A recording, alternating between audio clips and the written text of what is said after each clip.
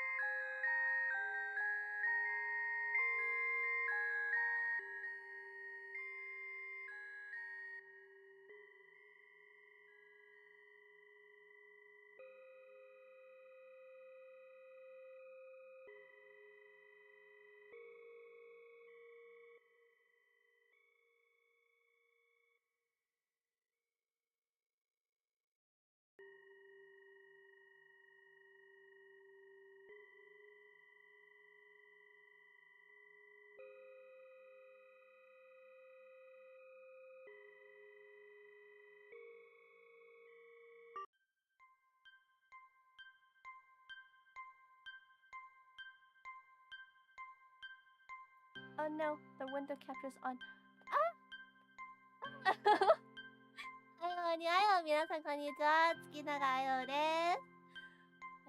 I'm feeling a little sick, but I took some meds and better now. My nose is so stuffy yesterday and like this morning, but it's better now. But I feel like my voice hasn't really it's not really back to its natural state. But yeah, I think I should be fine though. I have 2 cover deadlines on Sunday, so I might be screwed. But yeah, I also have like a singing class tomorrow, but I pushed it back to Friday because of this. There's no way I could sing like 1 o'clock wherever you are, like the highest part of it. I mean, I couldn't sing it with like in my best condition. There's no way I could do it now. But yeah. Also, in case you're wondering why I have a Christmas background, this is me pretending to be like those people who are too lazy to take down the Christmas decoration. You know, like every year when we have our Christmas tree up, we'd all be like too lazy to actually take it down. So we just have like the Christmas tree on until like New Year's or even after. So this is me being real. Also, I downloaded this and I haven't like actually used it, so I decided to use it. It's a free background from was it Usaneko Memory. I have the link down below. She always makes the best backgrounds and assets. Christmas can be over if you too lazy. Yeah, exactly. You know, it's about the Christmas spirit, right? As long as your spirit's there, it's all good. Oh yeah. What did I say? Yeah. Oh yeah. My new cover was out finally after 5 months. I actually recorded that song for like a singing event type thing that another VTuber did, and I submitted the song. It was like 5-6 months ago, and then I decided to make a music video for it, and I ended up taking too long trying to figure it out, like trying to find the correct artist for it, because I wanted I always wanted to make a music video with a bunch of like little scenes and stories, kind of like a like what was it? There's a cover of like Kimi no Todoke that was like have a bunch of like comic anime scenes, and kind of like, you know, like Honey works with a bunch of like stories on it. I've always wanted that, but of course I have like no money, so I couldn't get that much art. But then I finally found someone for that, and so that took like, I guess, 4 months, and then the last month was spent waiting for the music videos to be done. So that was that. And then so after 5 months, I'm just like, when I look back on the song, I'm just like, there's so many parts that I could sing better now. But I was like nervous, but like thank God you guys still liked it. And then even the original. The song was taken from an anime called Rike ga Koi. What's in English? Rike ga Koi. What is it? What's the English name for it? I don't know. Let me search it. Rike ga Koi. Rike ga Koi. Oh, science fell enough, so I tried to prove it. That's what it's called. So that's the opening song for season 1.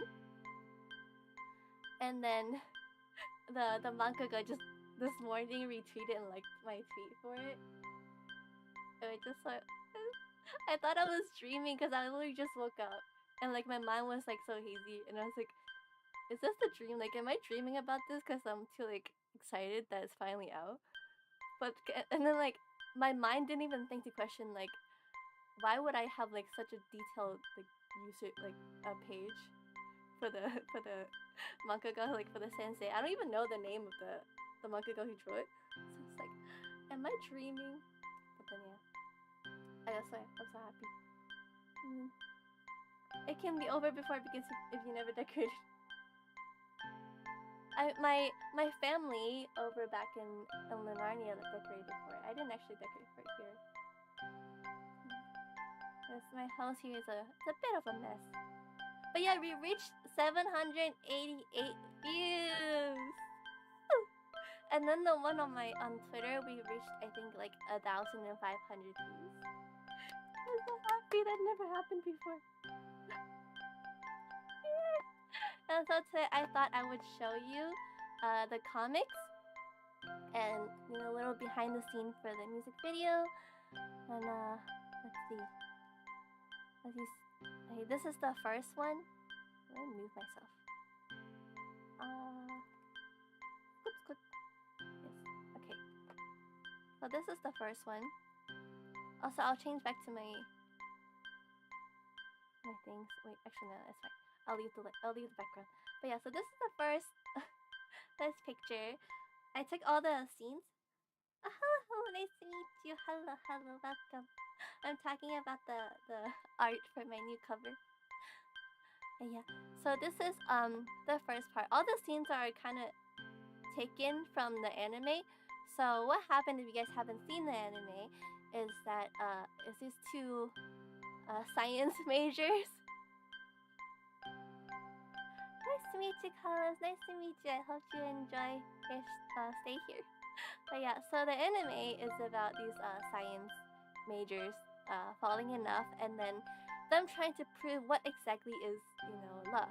And they're like, how do you know it's love, right? So this is I kind of feel the same as the main characters, because it's like, how can you know for sure if you like love someone or you just like them as a friend? I don't know. I'm stupid with this kind of thing. So I found the anime really relatable, and there's also a reason why I chose this song to sing. And then so right here, the first slide is when they realize, oh, so I might like you, but I'm not sure what liking is. Right? And this is the main character on the side, the guy on the side. It's funny because like originally I told the artist that I just wanted a mob character, because I didn't want any confusion on like, am I dating someone, right? This person doesn't exist. I just wanted a mob character.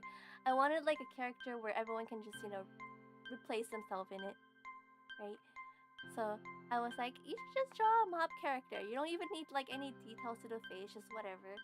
And then the guy ended up looking so attractive, and I was like, but yeah. The second slide is when they're deciding, how the weird equations. Let's see what equations are on there. Okay, we have, yes, we can definitely find out the equation of love with E equals mc squared. And then the 90-degree angle on the side. But yeah. And then on next slide, Yeah, so they're disgusting, and then oh, the heart. Okay, so like the last part, the hearts. In the anime, there's this one part where they're talking about the heart rates. So essentially, like, if one of their theory was if you're around someone that you like, your heart rate would go up, or like if you're doing something with someone that you like, your heart rate would go up, right? So this is their heart rate going up when he's just staring at. I want to say me, but like I also don't want to say me at the same time because it's embarrassing. And then it's just, this is her recording the heart rate right there, going over hundreds. I forgot what the average heart rate is for like a person. But yeah, it's just I'm going like super fast. And then here's just their classmate or like colleagues suggesting, hey, you guys touching and like just skinship would increase heart rate. The heart rate can be if you're scared of someone. True. But that's just like one of their many like hypotheses, right? So they're just trying to test one by one. Because I mean, I think they at some point tested like tried to scare someone too. I don't remember. But yeah, that's also could be like a valuable, of course. And then so we had this blonde, good-looking colleague holding my hand, and then this black hair, super hot lady touching his chin, and us just like rejecting it. And it's super cute. And then so it's finally his turn to kind of like hold my hand, I guess. And then great heart rate, yay! Happy ending. My friend said it could be like a whole anime, but then it's kind of embarrassing because like it's me. But yeah, so that's I know, especially okay. Can you say like especially this blonde dude? Like he just come out for like 2 scenes, but he's attractive for no reason, and also her. Oh, the music loud? Okay, hold on. Or I could just be louder. Ah! I could be louder. Okay. But yeah. So like these two just appear for like 1 or 2 seconds, and they're so attractive for no reason. The artist is honestly a genius. You guys need to check her out. And you guys want to like commission for some comics. I know Mikke also commissioned this artist for something that I don't think I can tell you yet, but I really do recommend going to her if you guys need something. And then yeah, that's it for the music video. Also, the one who makes my cover is Kano, just like my last Queen cover. Honestly, doing God's work. Thank you so much again. I also did it super fast too. Honestly, the best mixer ever. I had like such a great team for this music video. I'm so proud. And then also the thumbnail for today was originally like going to be it's like part of the music video, but then we figured there's too much going on, and it also doesn't really fit the vibe after all. So this is for the thumbnail. It ended up being the thumbnail, but it's also so pretty. Like the way she draws my thigh is just chef's kiss. But yeah, and so that is it for the music video. Which happened in the music video, and then since my Christmas decoration, oh yeah, because I haven't been streaming, right? I noticed the thighs. Have some good thighs. Also, like for the preview I posted on Twitter is also like it also started with the thighs. It's like the main point might just be the thighs. Let me see if I can just bring it out. Oh, let me try to bring it out. Bring the thighs out. There we go.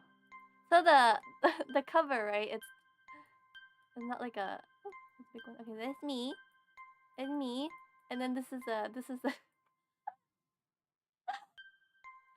I was oh, it just looks so good. Like they drew it in a way it's kind of like see-through, so it's not completely like it's not completely covered. Oh my god, the coloring is just so good. But yeah, so this is the long version, like the big version that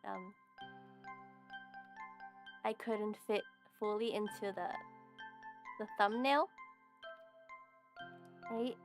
And then let's see, how do I? Okay, yeah. So I couldn't fit all this into the thumbnail. They gave me like a horizontal version and this like full body version. Not nice. I found this artist on Skip, so if you guys send commission, go for it. And yeah, that's it for the music video. For real now, for realsies now. And then I was gonna talk to you guys about what happened while I was gone and kind of like why I was gone. So my cousin came to visit Earth. And I haven't seen him for a long time, so we just kind of like hanged out and chilled. And I showed him around Earth, right? Because I don't know when's like the next time I could see him. Because I'll be going to Japan to study, right? And also, speaking of Japan, another reason why I was gone is because I was house hunting. And I was trying to look for a place with like good soundproof system, so I can be loud when I stream. And like when I record songs, it have to be pretty loud when I sing. And the walls in Japan, it's pretty thin. So I found a house that was pretty good, but it was taken. And then I just like struggled a lot with finding a soundproof house, because like the ones that I could afford and kind of like could live without needing to share a place with someone is very little. Like soundproof house in general is just very, very little in Japan. It's just not like a priority. Yeah, my rage. Because I found like the perfect house on this website, and then I called, and then they were like, "Oh, sorry, the website hasn't been updated." Like blah blah blah. And I'm just like, yeah, like it's your job to update it. I mean, if you're like a real estate thing, you should update all your houses now, your options, bro. But yeah. So like, I plan to share a place with someone, so we can cover the cost, because the houses with soundproof system are pretty expensive, and most of them are 2 rooms. So we're still house hunting for that, and we found this company, real estate company, where they're like, it's first come first serve, and then they're like, just email us, and then we'll send you a form, and the first person that completes it when it's released on blah blah blah date will get it. And I'm just like, it's like stealing a concert ticket, but it's just for a house. It's ridiculous. Also, in Japan, when you rent a house, you need to pay something like deposit, a month of deposit, and then another thing called reikin, and it's basically like also another month of rent that you'll never get back, and you use it to thank the house owner for letting you rent the house, which is like completely ridiculous. Like why would I need to pay you for like thank you for letting me rent it, like because my rent is not enough, I'll pay you an extra month. What is this shit? Yeah, so that's also making my house hunting a little bit difficult. But also I was gonna search for houses that come with furniture, of course, again, because soundproof house is like very low in availability, so I just kind of gave that up, and I'll just find some cheap furniture when I get there. And yeah, I'm still on the search. I think we emailed another real estate agent. We're just waiting for the reply for that. And yeah. Oh yeah, I was gonna talk about Christmas. What happened on Christmas? So when my cousin came over, I don't remember if you guys wait. I don't know if you guys remember. I tweeted on Christmas that I feel so like lonely that it's not even funny, or something like that. and then like it blew up. It's so funny. But that one was because I was hanging out with my two cousins on Christmas Eve. Both cousins are dating. They each have a partner, and then it's just me. So I was third wheeling times 2, and it was like, and then there was one part we went to this rooftop bar, and they were taking pictures. We all wanted to take pictures, and then so the girls were gonna take pictures together, and the guys were just like on the picture taking side. And while we were like modeling, we're asking the guys like, hey, do we look good? Like, do we need to fix our hair? Blah blah blah. And then the guy's like, yeah, you guys look great. You guys look great, right? And so we just post and take pictures. But when I saw the pictures, like it's only me with like my hair being a mess. Cause you know what, these bangs, like when the wind blows, it like kind of separates in the middle and it's get really ugly. Yeah. So they're like, it looks great. It looks great. And then when I saw the picture, it's ugly. It's so ugly. Only me is ugly. The other two will look great because their boyfriend would look at them. They're like, you look great. You look perfect. Because no one was looking at me. So I was like, dang. Well, dang. I'm never going out with you guys again. So, so that's what happened. And yeah. That happened the same thing for like solo pics too. I was like, you know, it's just you guys just take your pictures. I'll just sit in the corner. And that's what happened. That's the whole reason of why I like tweeted that. But then on the bright side, so we went to this small island in Hong Kong to like just like walk around and hang out and just like grab some food. And the bright side is whenever we get some street food, the couples have to share, and I just get my own. I just get my own like one big share. So I'm happy with that. But then also the downside of that is just I'll get fat. But yeah. So that's me feeling very, very lonely on Christmas. And also on New Year countdown. New Year countdown was fun. Cries. But yeah, so that was that. And then I don't think I talked about my school interview, right? I don't think I talked about that yet. You're getting to eat a whole meal, yes. We're getting this like cause this place we went were famous for mango mochis. So they were like we all got like mango mochis and then some ice cream mochis. And then it was like pretty big. I think it was like this it was half of the size of my fist, I guess. And then they had to like share it. They had to like each take a bite and just share it. And I just like shoved the whole thing in my mouth. Yee.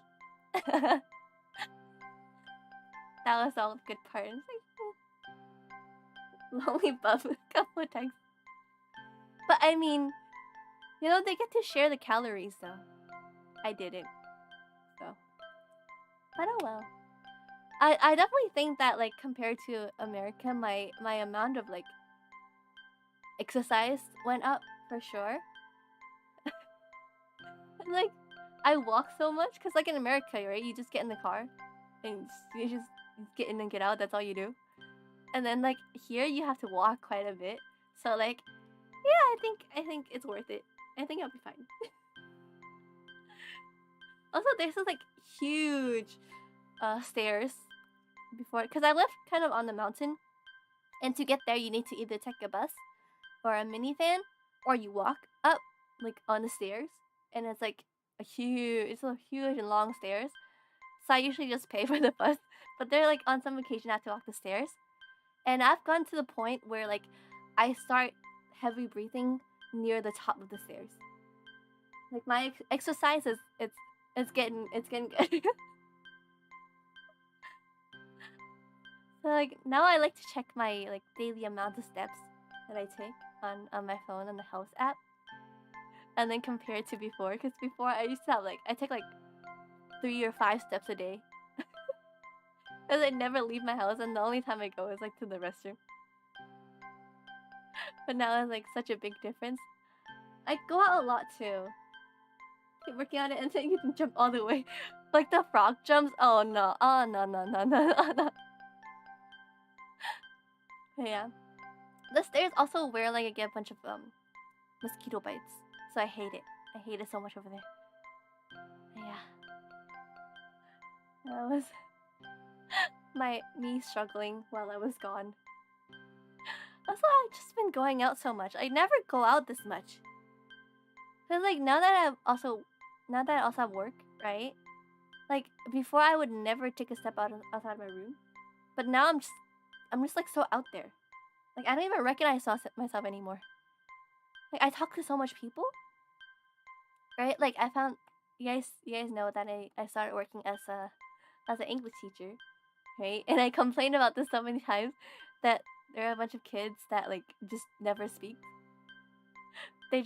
It's like a bunch of 13-year-olds, like 6 of them, and then whenever I teach them, they just like stare at me, and like they don't say anything, even though like I'm not asking them anything about the worksheet that I gave them. I just give them like a light chat, like, "Hey, how was your day? Right? How was your Christmas? How was your New Year countdown?" And they just stare at me like this. And then occasionally, like I would be like, because they don't answer me, so I would like ask for more questions, right? I'd be like, so did you eat with your family? And then they'd be like, they just nod, and this is just silent. It's silent. Like I told a friend, like if they were in the horror movie where you're not supposed to make a noise, they would win and survive. That's how silent they were. And it's just like, it's like me streaming, but like with the chat like empty. It's like if no one was there, and I was streaming for like no one. That's how it felt like. And like, so like after a couple of classes, like a few weeks of class with these kids, I feel like I can do anything now. And it's like, I feel so much like an extrovert. It's weird. It's disgusting. Like who am I? Who am I? I have transformed. But yeah, so that's my transformation over the week. How's my day going? I'm doing great. It's a bunch of great news since the morning when I woke up. So many support from my music videos. I'm happy. Let's see my update. Also, I got more new subscribers. So thank you for that. And welcome. Welcome to my channel. I hope you guys enjoy your stay. Yeah. That was... So recently you've been fine. And then... Oh, so last time I finally managed to get them to smile. How many subscribers have I gained since the video came out? I think like around... like 10 to 20. I think so. Like 10? I definitely have like around 10. Oh, bye, Italian, right? Bye. Okay, so let's see. I don't know how I can check directly, but I think around like at least 10. At least. 'Cause that last night I got oh wait, I can see the graph. Let's see. Where do I check? Wait, hold on, let's see the check. What day did I post? A day ago. So on the 8th. 13, I think. Around, yeah. So that was interesting. That's exciting. I got some more like music video arts. I got 2 more music video arts that I haven't recorded for. So this probably make me more motivated. And also, my family will be gone to visit a place for around a week, so I will definitely get those recordings in ASAP. As long as my nose is not like blocking me again whenever I want to record. It happens to me time like the moment I get motivated to like record something, my nose is like, nope, you're gonna sound nasal if you record now. So I hope the universe will help me this time with that. Yeah. Okay. Oh, so also my school interview. I feel like I'm jumping across topics so much, but yeah, my school interview. Oh, you're playing Yakuza games? I love those. I mean, I don't really play. I watch people play, usually, for those. And then, oh, I don't know if you guys know, what was it? I'll try to listen more. for the few. Oh yeah, someone suggested that I do more work/study stream. So if you guys are into that, I will do that. Yeah, I heard like for the Yakuza franchise, they're like hosting audition for the characters. I would totally audition if I was in Japan. But soon, next time I will be in 3 months' time. I will be. I'm so excited for this new year. I feel like it's gonna be a great year. For once, finally. Also, I've been like really. I don't know if you guys do this, but it might just because I'm Asian. But I check a lot of like New Year's fortune. Like I feel like it's just a thing that Asian do on New Year's, like Chinese New Year's, because it's about to be Chinese New Year's. I think like starting on the 20th. I just like check out all my like Chinese zodiacs and then like my like Western zodiac. That's what I've been doing this like past couple of days. And it's funny because like my Chinese zodiac says like nothing really exciting happens. Like you just meh. And then my like Western zodiac's like, you're gonna have the best year of your life. Like everything will just be great. Like you just have to accept from the universe or whatever. So I mean, for now, like with all the American zodiac for the win. I mean, like for so far, right? The January so far, it's been great. So I think I would just say that the Western zodiac is more accurate. I would just say that for now, and hopefully it will stay true. Yeah, it says I'll have a lot of successes and recognition, right? And I mean the recognition part kind of came true. Kind of came true this couple of days. I mean, I posted. It says like I posted a day ago, right? This is the biggest achievement so far that I have. Oh, we got to 800 views! Nice. Hi. Oh, to say ho. Ha. But yeah, we got to 800 views! Woo! But then there's again, there's a part of me that's like, I could do better. I mean, like for the singing part of the video. Yeah. Oh, it's been 6 months or so. It's been 6 months? 7 months since I started taking singing classes, so I'm really proud of myself for like how much like I actually worked, how hard I worked these past few months. I'm really proud of myself. Like I found a job. That's insane, right? I applied for the school that I always wanted to go to. That's insane. I started singing class that I've always been wanting to go to again. That's insane. I found a job. That's insane. How was the weather today? Did it rain today? I think I didn't go outside today, so I don't know if it rained. I don't think it rained. But apparently for the weather report it says it rained. And it's pretty cold. Got the heater on. But I think to most people it's not that cold. I'm just weak to the cold. But yeah, I'm so proud. I think definitely for my year of streaming so far, like year a little plus a little more of streaming so far, I'm better with talking to people. I always get so nervous talking to people. Like I have to rehearse so many times, and then think of what to say. Like, I'm afraid that people won't like it, blah, blah, blah. But then, like, definitely, I was able to do fairly well on my interview for the school. And from my job interview, of course, there were still some awkward moments, but, yeah, I feel like a new person. I'm proud of myself. I like this new self a lot. And I hope that, being in the voice acting school will help with my confidence a lot more. Because that's always been an issue.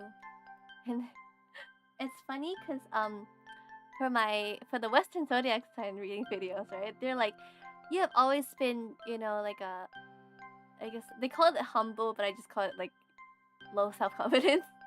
And then they're like, you've always been like a supporting type of character. But like this year you learn to place yourself first, and it's something that I've been wanting to improve on, is placing myself first. So it makes me so happy to hear that, and it just gives me so much hope, so much hope and excitement for the new year.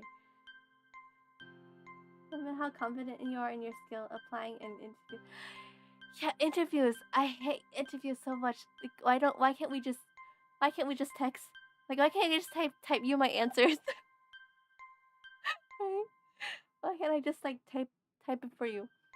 Also for like speaking of that, recently I saw this videos of this member from Hollow Stars Uproar, Fuma. He talked about his interview process, right, when he got into Hollow Stars, and he was like, "There's 7 people," and it's like, "There's 7 people interviewing you," but apparently there were 7 people interviewing him, and then one of the guy was like, "I'm gonna ask you a question that's kind of like that might be kind of hard to answer. But can you tell me several things that you like about Hollow Stars?" Right? And then Fuma was like, "I am ready for this moment." Because apparently the day before the interview, he brought a bunch of papers and wrote down like 100 things that he liked about Hollow Stars. And then he just like took out the entire stack of paper and just like gave it to the interviewer. And I was like, I should do this. Like I don't have to speak, I just give them the paper. And then I should do this. I should do that for the interview. Just hand it to them. And like, here you go. I've only done one-on-one interview. I can't miss 7 people say, I know. I was so surprised. There's 7 people. Oh, you're back from my cover. Oh my. Oh Lord. I hope you liked it. Yeah. I'm kind of like about it. Right. Yes. Thank you. It was so worth waiting for 5 months for that music video. But yeah, I definitely think it's my best work so far. Honestly, so like most of it comes from the team of like artists and the animators and the mixer. They're honestly they made the video so much better. It's all thanks to them, honestly. But yeah, so back to like the interview. I remember when I started working, I did like internship in Japan 1 year, and I was like, it was decided that they would hire me because connections. But like there were a bunch of people watching me like look at the contract and like read over and sign it, and that is in itself was like nerve-wracking. So I can't imagine like them actually asking you questions, because all 7 of them just staring at you. Like, let's see. Just imagine like if it's like America's Got Talent, but like there's 7 girls. And like that's so scary. That's so scary. My stick is fine. It's not cold enough for hibernation for her yet, so she's chilling with me. But yeah. So I can imagine. Also, the new Hollow Stars member! They were so good! So for one of them, right? For Gavin Spettle, like on his debut stream, he was like, I'm debating between the name Jesticle and Battalion. But unfortunately, his manager says it's Jesticle is no good. So I guess we can't call ourselves a Jesticle anymore. His manager says no. Yeah. I guess the Justical is just not say so enough for an idol. Dang, but I wanted to be a Justical. Together we can be pairs of Justical. But yeah, we're a battalion now. Yeah. They streamed today, but I didn't watch it yet. They played Ultimate Chicken Horse. I went to watch it. Yeah. Battle was so good. Like, it was he definitely raised the expectation, like raised my expectation for like the other three after watching his debut. It's like, yeah, like it was actually funny from beginning to end, which is like pretty rare, right? And like I actually, it's not just like a light laugh, but like I actually laughed, right? The only funny that was only just, but yeah, it's kind of. That's why it kind of reminds me of Nagni Desmond's debut stream. It was like something similar. This is so funny too. If you haven't seen it, you should watch clips. But yeah, Hollow Stars, man. I feel like it's definitely gonna get bigger and bigger. They're gonna get bigger and bigger. I'm so proud. I'm so proud of Hollow Stars. I'm just a big Hollow Stars sim. But yeah, they seem like like definitely the hiring manager needs to deserve a raise. They definitely deserve a raise. Everyone's so nice. Also, I saw this Twitter meme from Ollie, right? Of like her just like pulling the jacket of like Shinny's jacket together, like hiding his like man boobs. It's so funny. And this was animation for. Yeah. What is like all the production values too? I mean, for Flayon, like his like, what was it? I don't know what it's called, but like his like robot thingy, like that was super cool. The way he like kind of moved around in it, and it felt like we were actually in like the thing with him. That was so cool. That was insane. But yeah, definitely we'll watch him more too. And then also, what was I gonna say? Yeah, they have different. Yeah, cause like I really like how so like the first gen of EN is like Steel Tempest, and then they expanded to like they're kind of expanding the world of like Holostar EN, right? Because they're putting two generations in the same universe, right? And then they're introducing like two plays on like their universe, like the whatever Kuni, I forgot what it's called, but and then what's Elysium?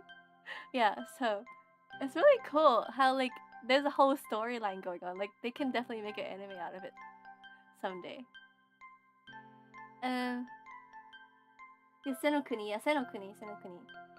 Yeah. And then the whole like how they caught Hakka, like they like blew a blue dart at him. Like it made him faint and then just like basically kidnapped him back to the base. It's so funny. Oh, I'm so excited. They're definitely gonna get bigger. Such nice interesting new members. That's great. Yeah, and then Yago's comment just like that was so funny. I felt like all the Ian boys was like Yago. That's so funny. The whole like also with like Beto like grabbing Yago out of his hat. It's so funny. That was great.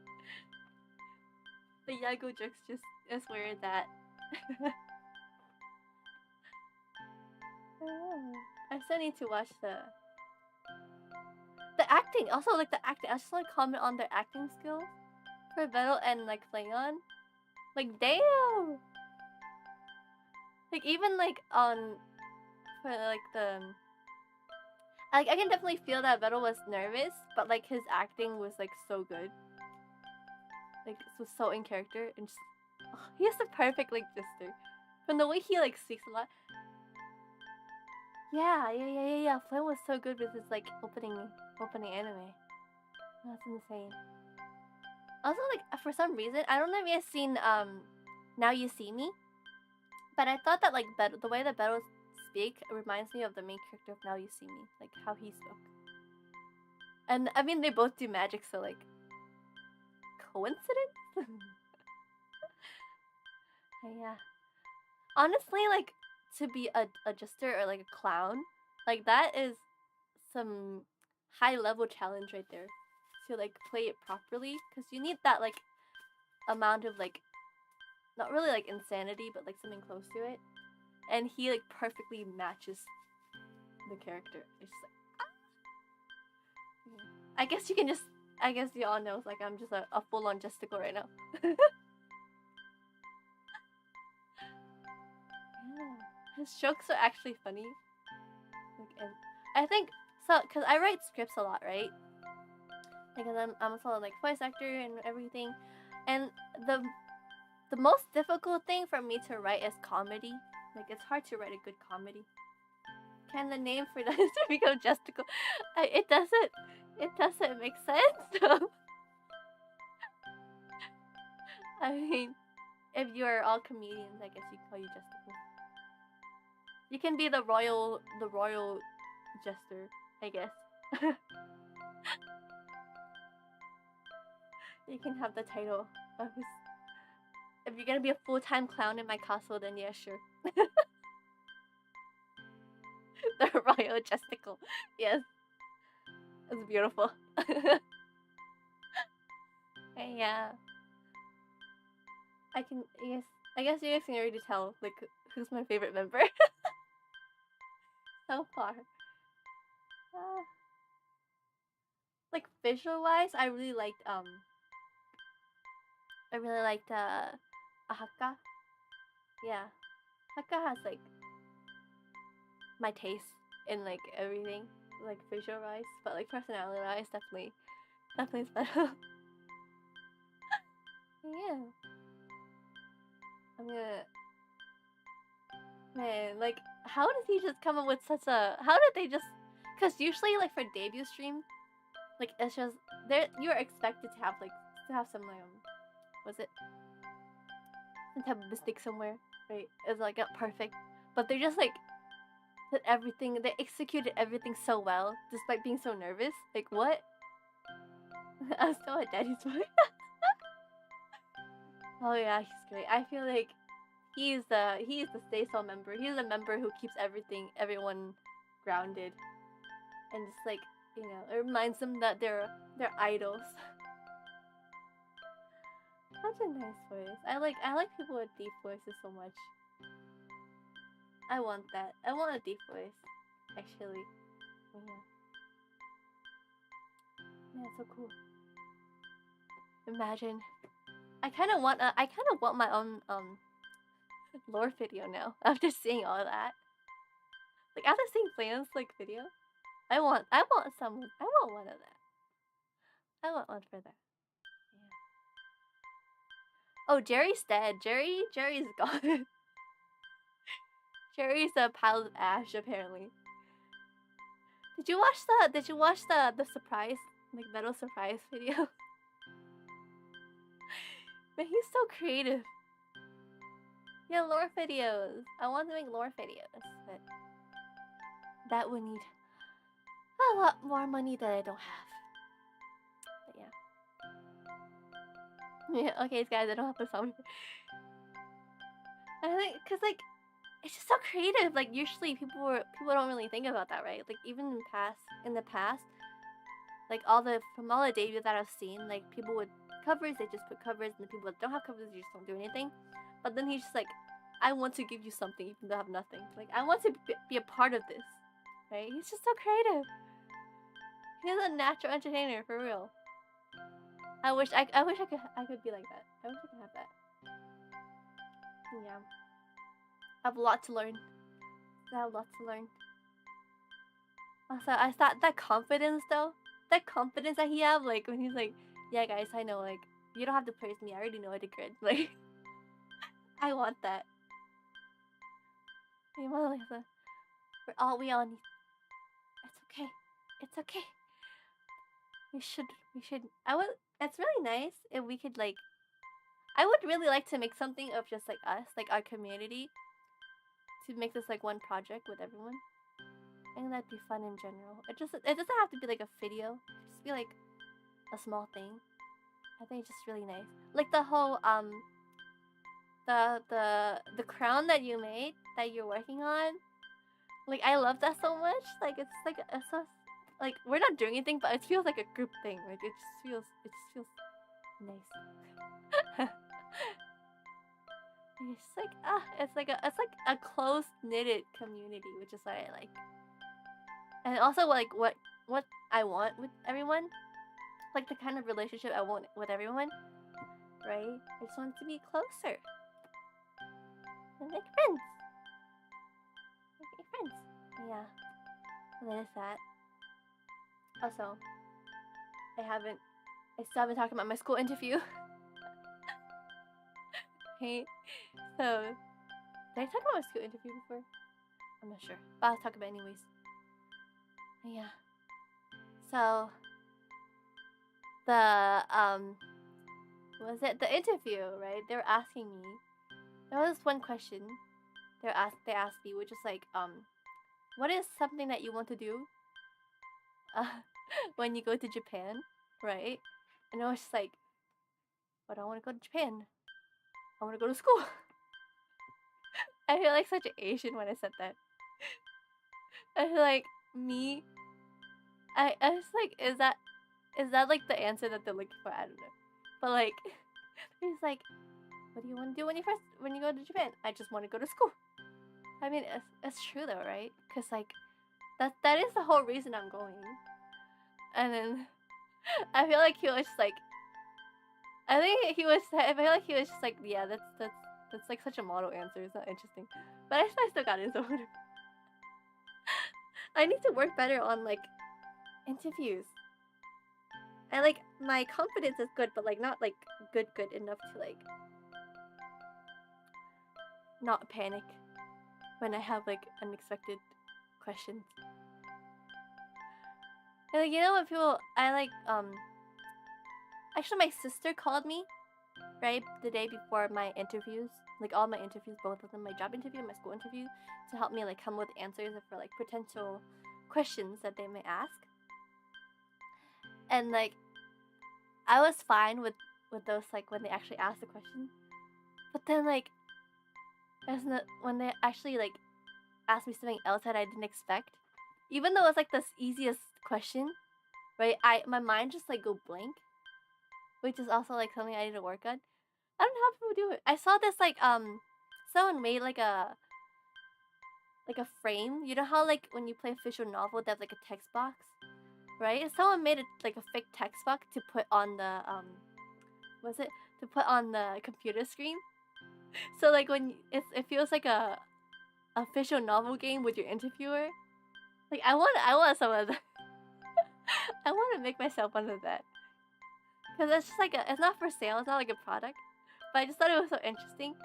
Cause they're like, they made like a chat box for it. You just use the third option. Yeah, cause like the chat box that they made, they're like, you're an interesting woman. Like come to me. It's so funny. They're like you're an interesting woman. Is the on text art with your interviewer's face next to it. I want that. Yeah. Just imagine how like how much I wouldn't actually like be, how relaxed I would be if I have that. I should probably make that for a future interview. But then now that like everything is opening up again, we might have in-person interviews, and that's when I like cry. I was expecting my school interview to be like in person, right? Because they're like if you're in America, you have to tell us earlier so we can arrange a Zoom interview with you, right? And then they're like, if you're in Hong Kong, then like you can just like I'll give you a date and a place you can go to for the interview. So like clearly, right? That means that like it's an in-person interview. Like the person's gotta be there. But then when I got there, it was just like Zoom. Like, I go there for Zoom. Like, why can't I just do it at home, right? Like, I was so stressed that day.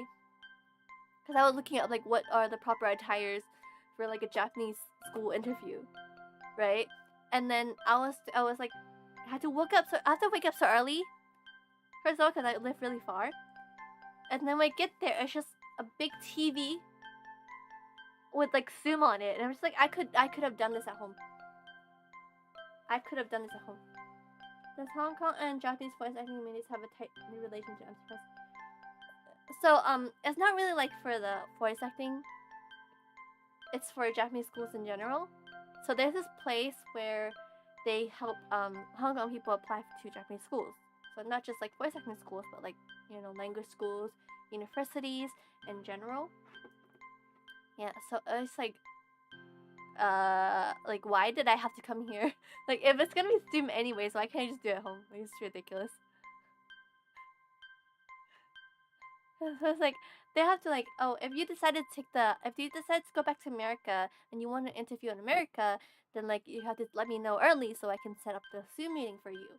And it's like, what is the point if you're doing the same thing anyways in Hong Kong? Like, what? Huh? Huh? But yeah, that was interesting.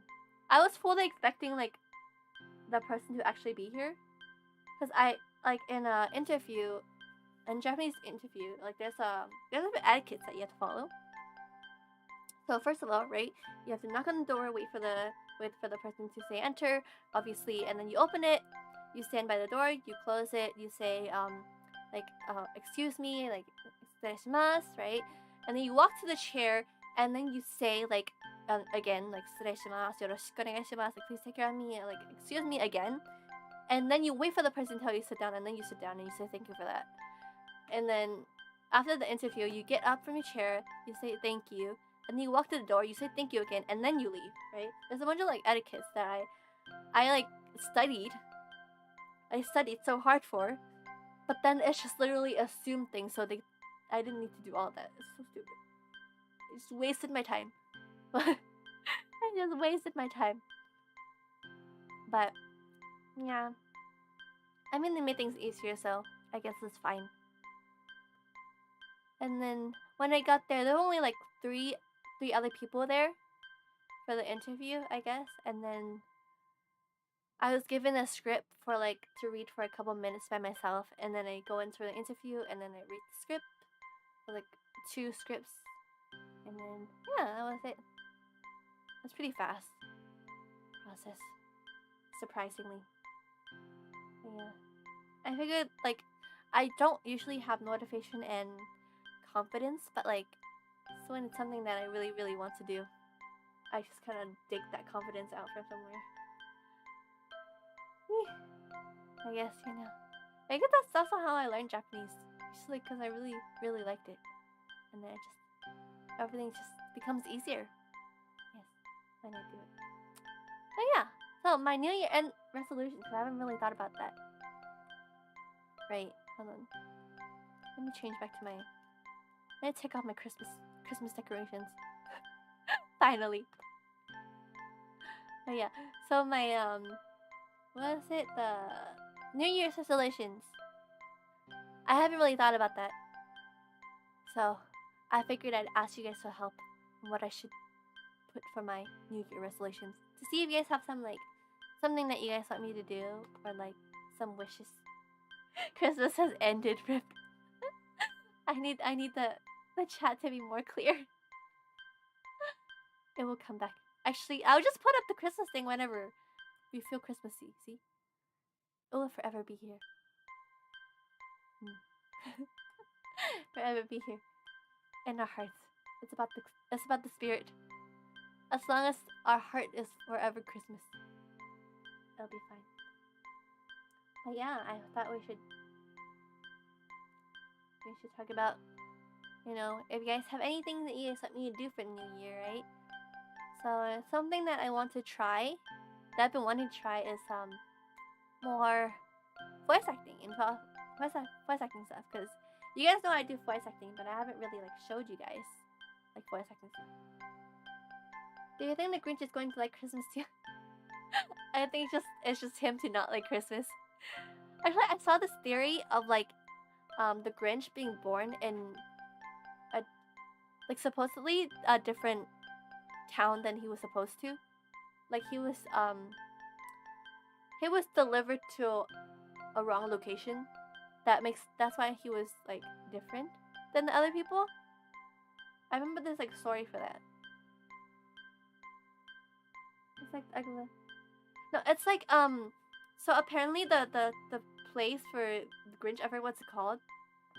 But there's actually like two of them, like two versions of that place called a similar name, and he was just brought to the wrong one.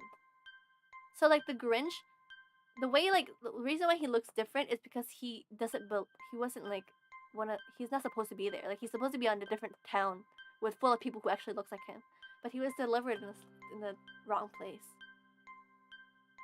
Yeah, so it's not really like the ugly duckling, but he was just delivered to the wrong place. That's what I saw in a video once. Source, trust me, bro. But yeah. So that's like a bunch of the lore. Also, I just happened to be watching like the people rapping Dr. Seuss books just before I started my stream. Why are they so good though? If you haven't seen it, you should see it. Have I seen the Grinch movies? I've watched I've watched one. I've only watched one. Is there? How many are there? I only watched one of them a long time ago. Yeah. That's pretty good. I watched the one where he was played by Jim Carrey. Yeah. That's the one I watched.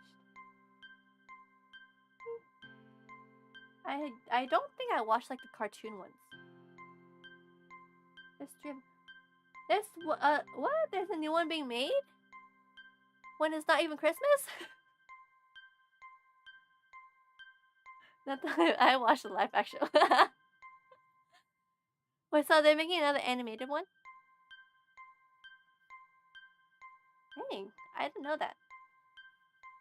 I mean, is it just like one story, or they're just remaking stuff, or it's like actual new contents? Is it new contents? Or just remade? I don't know. That's interesting. I don't know if they're making new ones. Is it that popular? Is the Grinch actually that popular? Wait, what? Hey, Googling. There's a new one in 2018. 2008 Grinch. 2018. Let me search this up. What? The Benedict Cumberbatch's Grinch? Oh yeah, that one. I haven't seen that one. But Benedict Cumberbatch is the Grinch? What? I don't know why I found that so funny. I can't imagine him as the Grinch. That's kind of funny. British Grinch. He sounds extra fancy. It's like the drunk British people, I guess. It's a drunk British person trying to steal Christmas. That's funny. Oh wow. It doesn't look bad actually. Like from the pictures. That's interesting. A change of heart scene. So he actually end up liking Christmas? Does he end up liking Christmas? I want to see Japanese. Yes. Okay, so another thing that I really want to do. Ellen doesn't. It's like I want to rewatch movies. Talking. Hi, suddenly talking. Suddenly talking.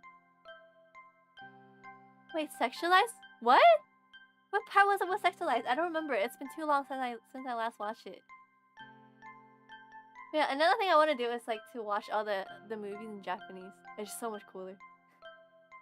When I was on the plane, I watched Fantastic Beasts in Japanese. It was really cool. Wait, what? I don't remember that happening. What? I need to rewatch this. I guess I just never really watched the real Grinch then. I never knew the real him. So he actually does end up liking Christmas?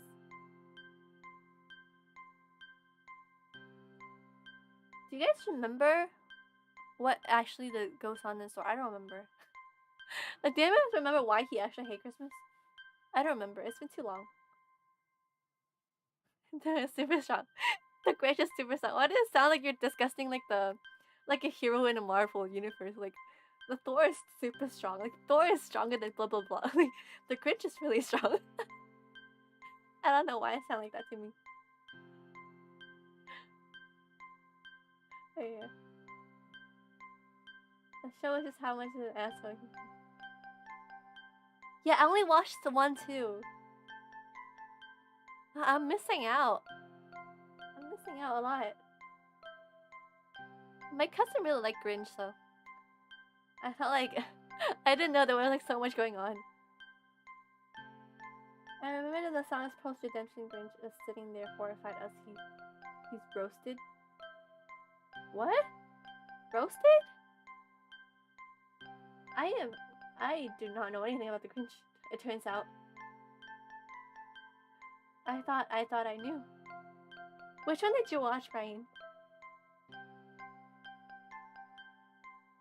I know, but like, what was so he actually ended up liking Christmas. And then he was roasted by the people. Is what I'm hearing. I'm interested. I'm interested in the story now. So he ended up liking it, and I guess he regrets everything that he did. Whatever he did. Honestly though, but I don't. Have you guys seen Nightmare Before Christmas, right? So the song was just in just. Wait, there's a song for the Grinch. I can't spell Grinch.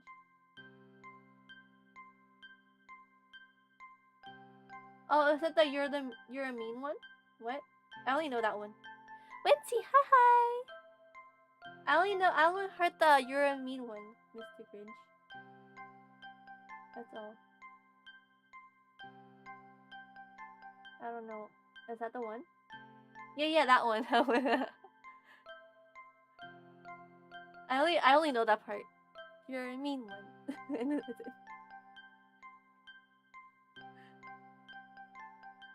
But like, let's think about it though. The skull, what's his name? The skeleton dude from The Nightmare Before Christmas did a better job at stealing Halloween than Grinch. He literally stole his job and did it better. Yeah, Jack Skellington literally stole his job and did it better.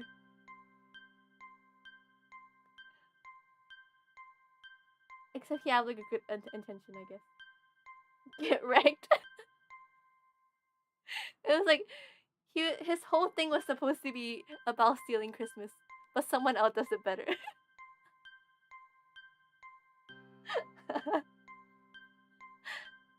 He's the true Grinch. Just imagine Noah, how embarrassing. That was also a good one. I love all the Tim Burns movies. So cool.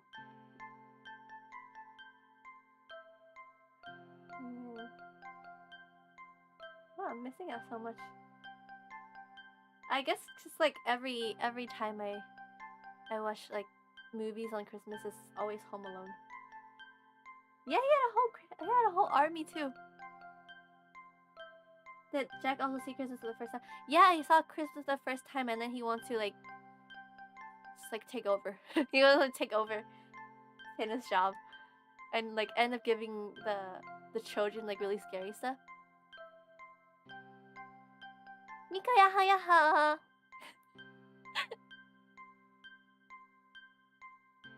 Yeah, like the first person called me sensei. We still need to work on our video, our voice acting video. I know.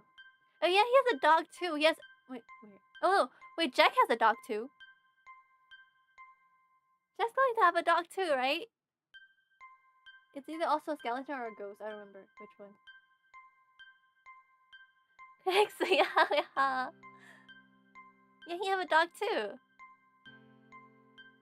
Yeah, I remember being super cute.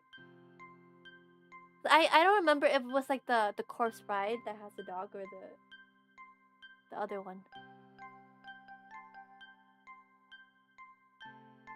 Jack beats Green. Rakapi yaha yaha. I can the Grinch to my Nightmare Before Christmas, good Jack.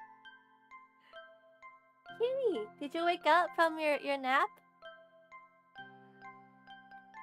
Or is this Kiwi number 1? They should be in like Smash Bros.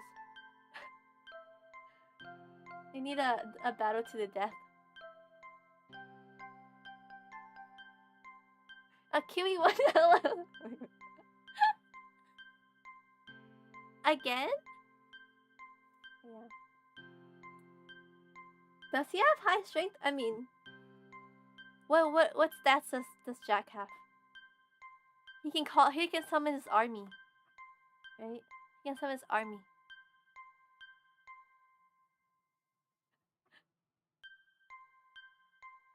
And Jack's smart, yeah. He beat the other dude. He lived his name and all the Christmas. Oh, true. True, he's strong. But it's a battle of strength and wit. I'm always on the wit side though. Right? I mean, he like easily did what the Grinch couldn't do. So I'm on Jack's side. I used to have a ring with Jack's face on it, of his like jaw just open, like ah. My main Grinch have a lot of inventions, but didn't Jack also have a bunch of stuff? Ah, but he had the gadgets, but he still failed. Dang, how sad. How sad. He had the advantages, but he still failed. Are they the same? Oh my god. Wait, listen. Hear my theory. What if Jack is just the Grinch, dead? Wait, bye, Kiwi. Bye, Kiwi. What if he's just like afterlife. The Grinch afterlife is Jack Skellington. Oh my god. We cracked the case. That's why he was able to do it so fast in the second life, because he know how he failed. Wow.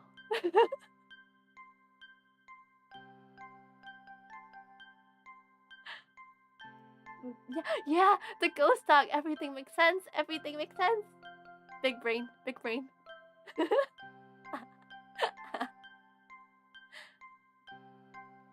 We did it. We gotta post this on Reddit.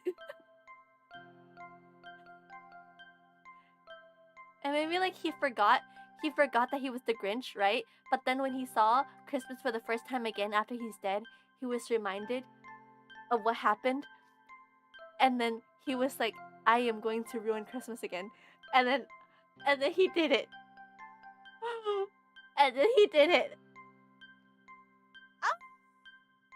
Oh yeah, like seeing Christmas again triggered his memory. And then like boom.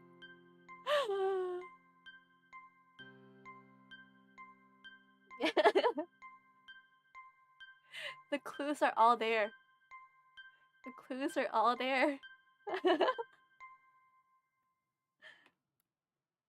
Genie's eye will strike again. Only in dealt with his craft of feeling Christmas perfect. Yes, because he failed in the first time, right, in his life, so he know how to improve and do better. And now he have like a whole army with him. It's this revenge story. Oh my god. Why is it so good? It's all connecting. The dots are connecting.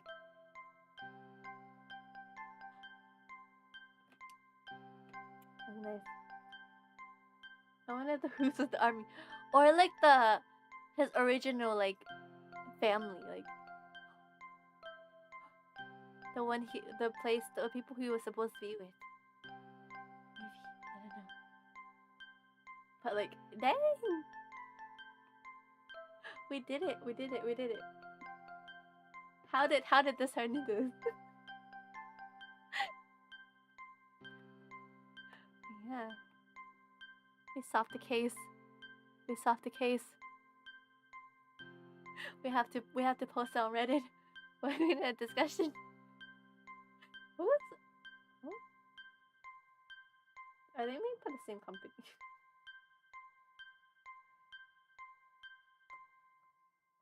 Yeah. How did we get here? We were supposed to talk about New Year resolution. What happened? We have 0 things for the New Year resolution, and we just got like whole theory. Like Grinch and Jack Skellington equal same person? Did you know? Yes.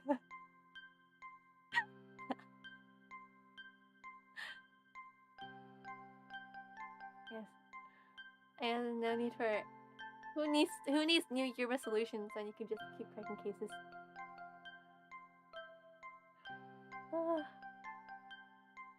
That was funny. Yeah. Back to the. I think that's just evolving the goals from last year. Maybe. That's the thing. I don't think I have goals last year. I mean, like, I don't think I have resolutions last year. Yeah, I also want to watch. I just want to watch the Tim Burton movies again, like. Not just Nightmare Before Christmas, but like the Corpse Bride. I want to watch that again. Yeah, voice acting stuff. I was about to say I was saying before we got into the theory, right, that I never really showed you guys stuff for my voice acting. So that'd be interesting. Yeah. I could teach you how my process go. But then there's a part of me that also wants like to actually start school first before I say anything. Like before I start teaching people stuff, like I want to make sure that I'm right. Yeah. I could just do like some. I think if I do voice acting stuff, it will be YouTube Shorts. Yeah, it's gonna be YouTube Shorts where like I kind of have a clip above me or like underneath me, and I just kind of voice it. Yeah, that's like fun. I saw this like a video of someone voice acting, but they do it like terribly on purpose, and it's the funniest thing. So I might do that too.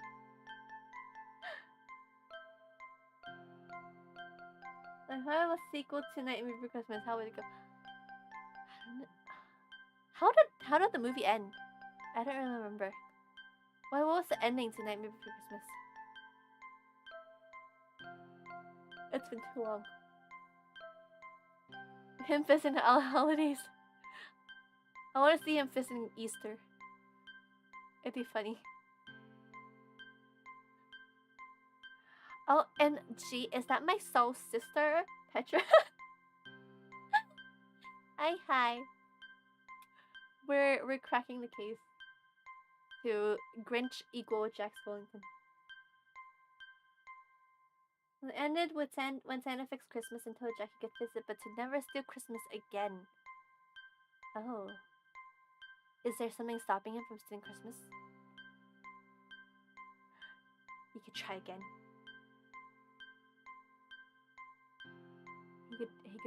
He could create his own version of Christmas. I don't know. Like he don't steal Christmas, but he make an off-brand version.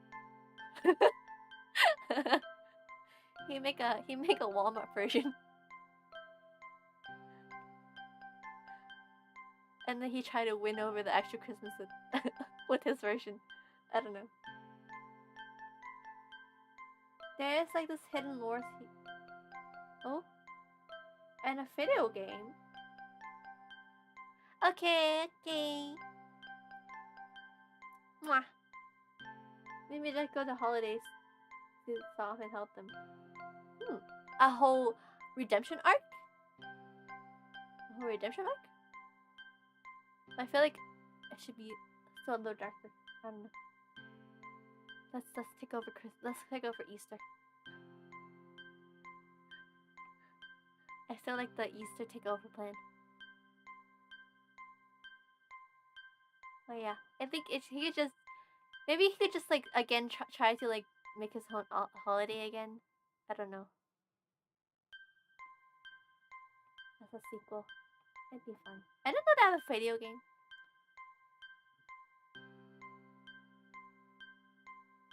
I'm very curious. I want to know more. What is Jack Skellington? Oh yeah, there's also Sally. I forgot there's Sally.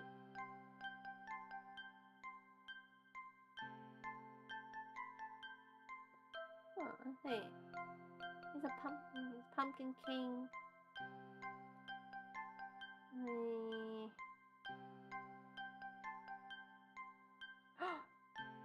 Wait, the plot of Tim Burton's The Nightmare Before Christmas revolves around the character of Jack Skellington, played by Johnny Depp. Wait, what?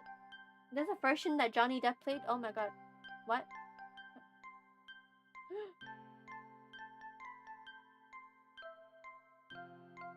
Johnny Depp played one version of Jack Skellington? What? What? When was this? Is he actually? Oh no, it's a lie. Oh, they lied to me. It's fake. It's fake news. It's fake news. I was about to say. I was about to get excited. Yeah. I'm just searching the words, like his name in general, like googling it, and then there's one that says, "Is Jack Skellington in Coraline?" And this is he's in Coraline. What? Apparently he's the egg that what? Oh, the egg yolk is his head. What? I think that's a bit of a stretch.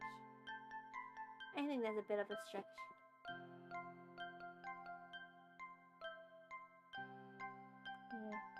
We'll do a whole search stream. Oh yeah, Kingdom. I played a little bit. I know he's in it. Oh, we have a video. What is this? Let's see. We're diving deep into the lore. Let's see. We are searching. Who cares about resolution? We need to figure out the story.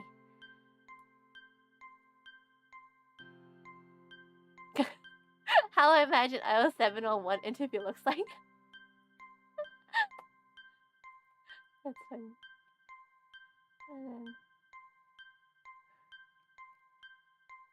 Oh wait, there's actually a Reddit post on who would win. Wait, I gotta see this.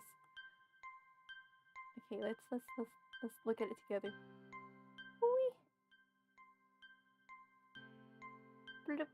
Okay. Will be reposted closer to Christmas. Let me see if you guys can. Okay. The battle kept nagging at my head to the point where I had to put it up. The Grinch has max in all rounds, while Jack has 0. Grinch is assumed to be the Chuck Jones 4-star version, while Jack does not have abilities from Kingdom Hearts. And it's the oh, he does it? I never played as him. I don't think in Kingdom Hearts. Nightmare Before Christmas lore stream. Yes, we dive deep. We dive deep into every lore there is to figure it out who will win. Round 1 takes place during the Nightmare Before Christmas, where Jack is going around the world. The Grinch is stealing presents while Jack delivers. Neither is aware of each other until they run into each other. Winner is whoever wins a physical fight. Whoever delivers the most to the most house / steal from the house by the end of the night. The two can counter each other, or whoever is stopped by the military / police first. Round 2, they go into Kevin McCollum's house at the same time with the same intention as the first one. Neither is aware of each other, and both start at different entrances. Winners whoever lasts the longest / win a physical match. Why in house though? Round 3. Straight up fight in Santa's abandoned but still working massive workshop factory. And then you can use whoever's KO first. Does Jackson have Santa's game? I would assume so. I mean, if he got into his workshop and go Christmas, I don't know. What is so? It's too much. Okay, let's read the first two. Round 1. Grinch thinks up a lie and he thinks it up quick. Grinch really realized that Jack isn't from around here. Tells him that this is business as usual in Christmas Town, invites him to help steal Christmas, and Jack agrees to steal everything. Grinch has change of heart and still goes along with it, and if the cops are involved, Jack's terror experience and physical structure let him hide much easier. Grinch is first arrested if either are. Grinch is the master of deception in disguise. Is he for disguise? I don't know. Okay, let's see the other round 1. I'd say Jack finally because he's riding a sleigh and every blah blah. Presume Jack Grinch is using Max. Can't avert the military. So everyone thinks that he's the first to get arrested if they're caught. Jack's not very good at the whole Christmas thing. He's likely to get shot down by the military like he did in the movie. Oh, okay, this one says otherwise. He tricked little Sue into believing he's sent. Maybe little Sue's just stupid. Hey. But I feel like in general, this one, round 1, right? He's stealing presents while he delivers. The presents aren't like. The Grinch is technically doing everyone else a favor because Jack's presents it's scary, right? It's trash to kids. So basically, he will be saving Christmas, technically, in a way. Grinch would be saving Christmas. The purpose would be gone for round 1 of like stealing Christmas. And round 2 is Jack is once again tricked into going along. This time, the Grinch rashness and temperament falls victim to the obvious trap. And the small amount is to enforce Kevin can. Oh, Home Alone Kevin. That's why. Jack's is decidedly more observant and skilled in recognizing trickery. He comes. Oh, so this one. Smart again. What I'm worried about is that Jack's parents were pretty much booby traps. Can the Grinch just arm those or just not activate them? That's true. I mean, I'd assume he's more clumsy. I don't know. And also, like, his presence, again, like, he would just think about stealing it. He wouldn't think about, like, what's in it. So I think he would fall victim to Jack's presence. Yes. Definitely. I think so. And then, round 3, Jack will get a jump here. Master of Halloween, he will leave a permanent scar. Dang. Can relieve his fear by throwing a skeleton. Oh yeah, that's a good point. Was able to sneak all around Huso, so there's an argument. He's also great against security / traps. Or maybe he's just like he done this like many times and he kind of knows like where everything is. Maybe like he knows the security system and everything. That kind of I don't know help him. I don't know. Yeah.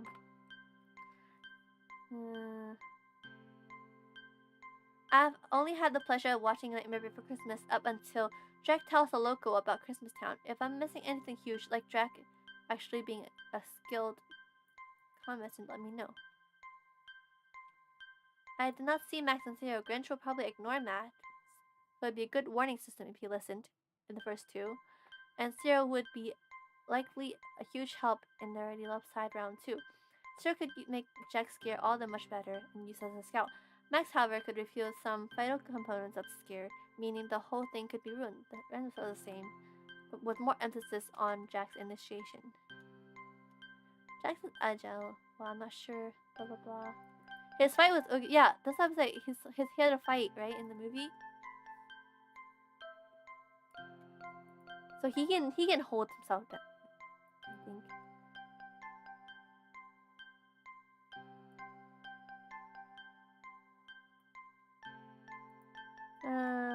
He's filling Santa's role, which is the prison where unintentionally completely terrifying, and this end up causing a worldwide alert. This caused his slave being shot down. But like, wouldn't he be found out like the day after? And then straight up fist fight, Grinch wins his rap. That's true. That's true. Who has a bag of bugs though? That's true. That's true. But I mean, for like the spook, I think you could. The agility, I agree with Jack's like agility to like just come out of nowhere, just like boom. Like, it's a matter of whether the Grinch can catch him in the first place to attack him. But if the Grinch actually lands a punch, that's a different story.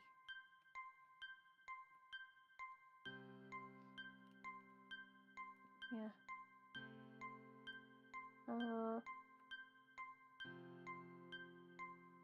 Jack is nodding. Is that another theory that we have? Do we have to look into this theory again?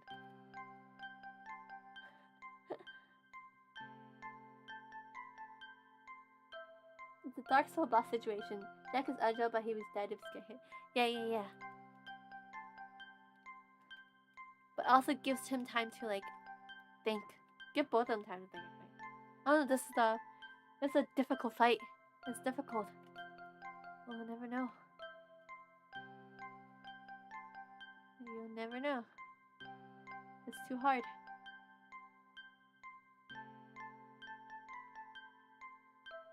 I guess I need to change the title of this stream. It's Paradox and the Grinch versus Jack Skellington.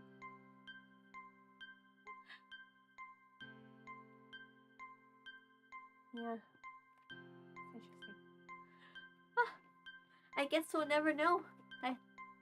We have like both sides. They're like pretty well balanced out, like in terms of like what each other lack. Like they're so similar, but at the same time they share like they have what each other lacks, and it's just like so hard to really say who wins. Yeah. Also, if we look at the cartoon version of the Grinch, he's not that big. If you look at the 2018 version of the Grinch, he's not big. He's not that big either. So what is his true size? Which version are we talking about? There's too many versions of the Grinch to really say.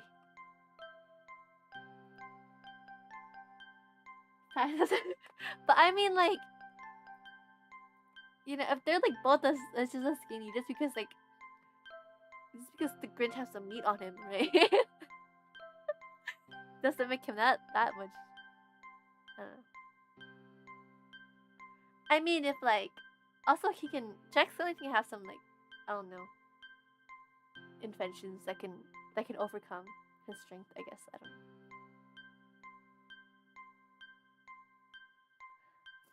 I don't know. But either way, agility versus strength, I guess. We'll never know. Hey. That's interesting though. So someone else thought the same thing. It was 9 years ago, so they're way ahead of their time.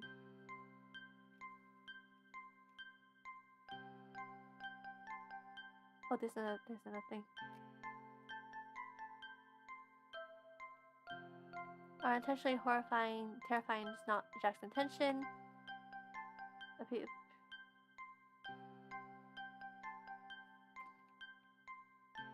There's nothing to do with it.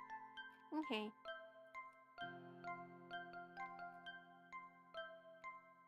That's this one. Jack is quite athletic. Yeah, I mean, from like the movie that I saw, Grinch sitting around. Also that. Also, we're talking about like, you know, like animes, right?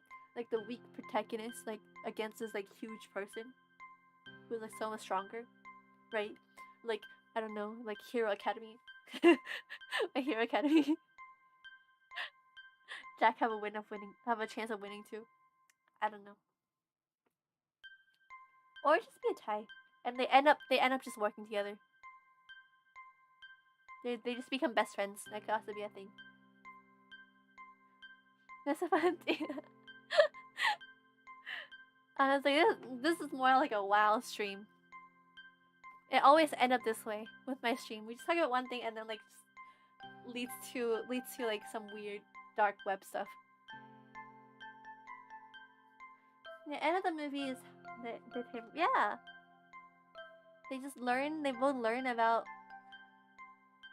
Okay, so what if like the Grinch find out that like Jack's view of Christmas it's wrong, like it's misunderstood, like misinterpreted, right? Because Jack just want like to give presents. The presents are happens to be terrifying, right? And then the Grinch just like doesn't tell him that it's like wrong. They're just like, you are doing great, right? He just tells Jack like, you're doing great. This is how Christmas is supposed to be. And then they just work together to give like terrible presents. Like, is that would that be like a future plot? But they're like, yes, like you're supposed to give like such horrifying presents. You're right. And that's how they have like common goal, and then they just ruin Christmas together. Best team up arc. Watch out for the sequel. Yeah. Santa wants Santa chance for real. What's he gonna do? Like send the elves? Like send the Oompa Loompa looking elves? They got nothing. Yeah, I mean it's the elves versus the army of undead. Come on. The win and loss is already so clear. Like goodbye. Goodbye. There's no one else on Santa's side. It's over.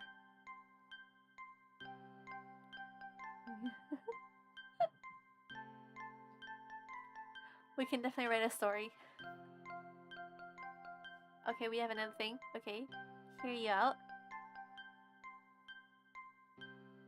Going right. What if Santa has the Guardians movie? the Christmas movie, right? With like Jack Frost. Oh my god. Oh my god. Oh my god. It's like the Avengers. It's like the Avengers. It's like Winter. They're gonna have a whole full-out war. I would watch that. I would watch that. Oh my god. I want that. I want that to be out. Do we have any producers in chat? We need to submit this idea to some big people, movie directors.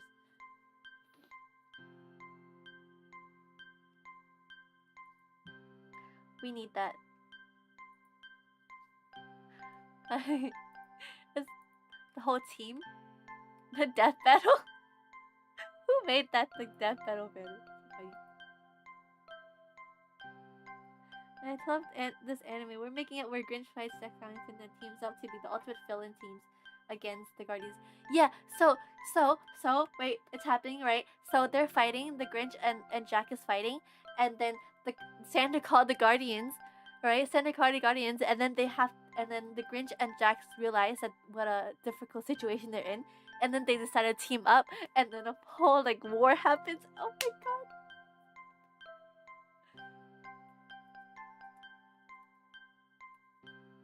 This is the whole franchise.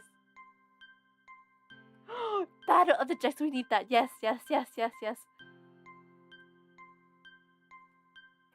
Bro! Oh my goodness.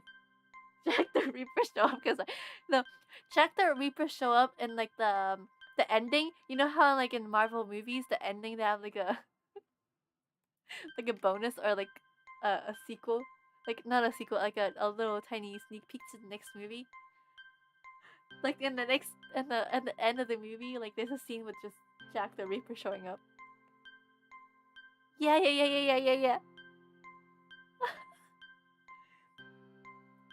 Wait, why is this so good?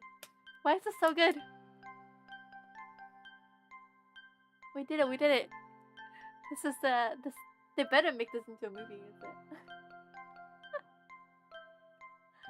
The crossover is gonna drive everyone crazy.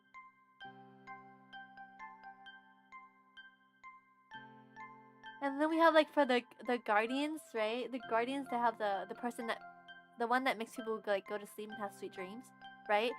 He would just like be trying to save the children putting them bed to back, back to bed. It all makes sense. It all makes sense. Yes, it all makes sense. And then like, oh yeah, so like season 2, right? Season 2, Jack finds out the true meaning of Christmas and what he's supposed to do, and how like his presence is wrong, right? His present's not the true Christmas present, right? Yes, supposed to give the kids what they want, not what you want to give them. And then so he gets like he realizes his faults, and then he turns against the Grinch once again, and then and then and then stuff just happens again. Yeah, I like the movie. I like the rest of the Guardian movie. Jack Frost is cute.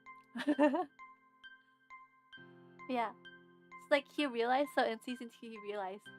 Because season 1, the Grinch like lies to him, right? And then also because there was no chance to really explain, because they were like, under attack from the Guardians. And then, so season 2 he finally, realized what happened. And he was manipulated. And then, boom. Boom. Redemption arc. We need this written down. We need a whole. We need to write everything down. What is this lore video? I'll watch this after. I'm trying to find an epic anime quote for Jack. Like when they're about to battle.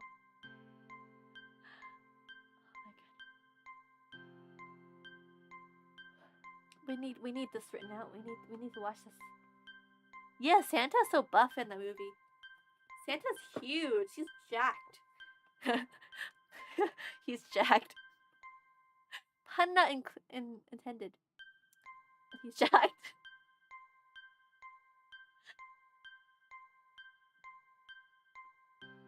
We have. Why did that work so well? Why did that work so well?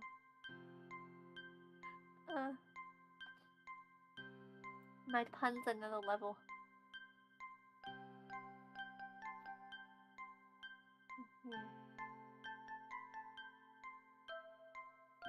The fight scenes for the movie. Yeah, it's so well made. But I remember, like after that movie came out, everyone was like, everyone was shipping Jack Frost with Elsa. It was so funny. Like there were actually like fan fictions written for Jack Frost and Elsa. That was like another crossover. Imagine if we added if the story actually come out, right? And then like we bring Elsa into it too. The universe is too big for us to handle. No, Grinch, we aren't alike. We never were. When I destroyed Christmas, I was trying to help. You destroyed Christmas due to your own loneliness. Come with me and we can celebrate Christmas together. Yes! That could be a line in the trailer. It's so good. The whole like when I destroyed Christmas, I was trying to help. That was so good. That's genius. That's genius. That's beautiful. That's so accurate. That's beautiful. Ayo. That like basically sums up the entire thing. That sums up the entire conflict, what happened and everything. Dang. That's so good. That's the best one. I love that part so much. I was trying to help, and then you, because of your loneliness. Ah! And you're like, you don't have to be lonely anymore. This is our New Year resolution. To write a whole full-on story. To write a full story. A fanfic of of the Grinch and Jack Skellington. And like to one day publish it and have like it turn into a real movie. Incredible. Imagine it if we just start writing it. And then we make a whole anime. That's so funny. From the and it all started from just this one stream.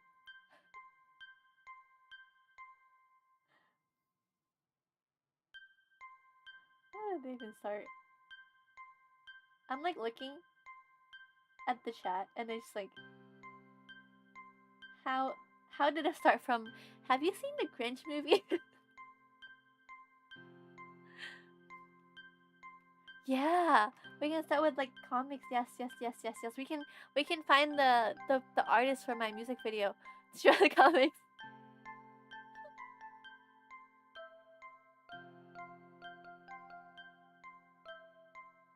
Oh my goodness. I will start casting.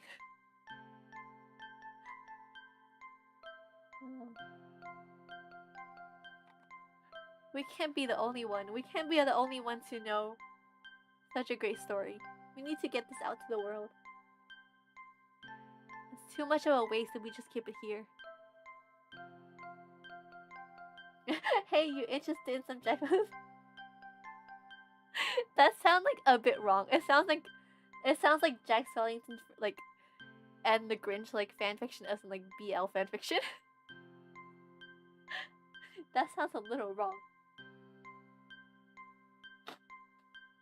Carlos, what have you done?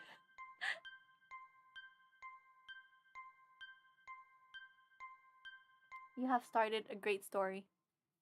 A new adventure.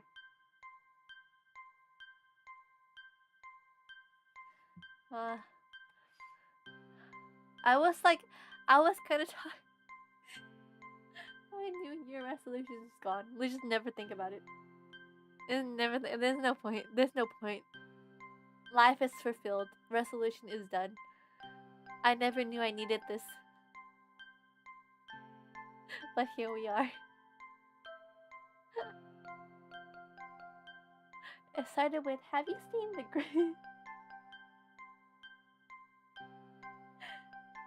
That was one innocent question. That was so random too, I feel like. They're like, it started with, do you think the Grinch is going to like Christmas too? That was so random. Like, where did the Grinch even come from?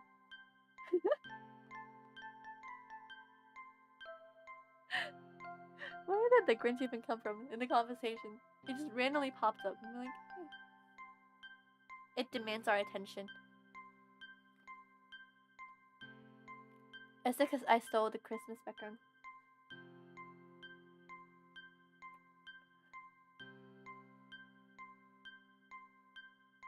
I mean, I think we could definitely fit this into like. I feel like we should fit Shrek in somewhere in there too. This is basically the weird version of like Kingdom Hearts, where every character just like come together. Season 3 fell into Shrek.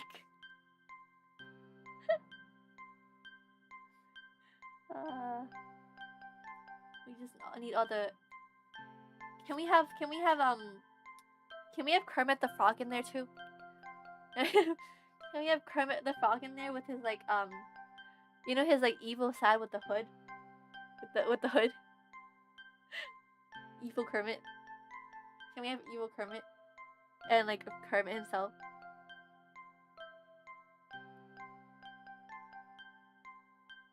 We're gonna hope we get Kermit with the card. But then there's also the emo card. Get SpongeBob in there. If SpongeBob in there, we need an underwater fight then. We're adding SpongeBob. This is an underwater event. If it's SpongeBob, then we need like Aquaman or something.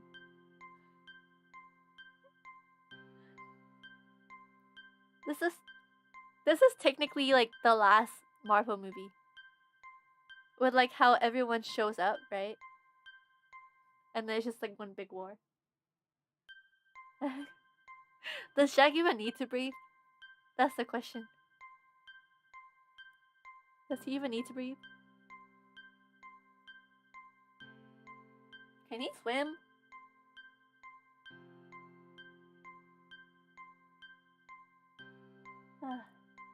Yeah. That was funny.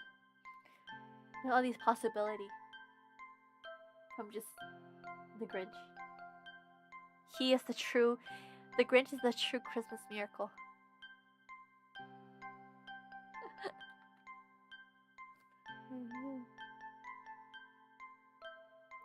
We spent like an hour talking about the Grinch. It sees Christmas as a natural and all the green colors struggle with it. Coincidence? This is gonna be the new Christmas story that takes over like Home Alone. Like Home Alone got nothing on this. We need the guy who made the SpongeBob anime, like the anime version of SpongeBob on YouTube, to make the story for us. And all like the parody anime accounts.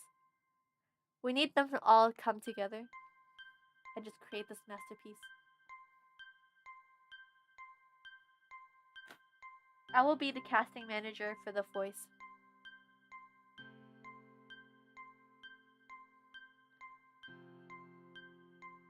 No, there is not showing my one in your chat. Your one?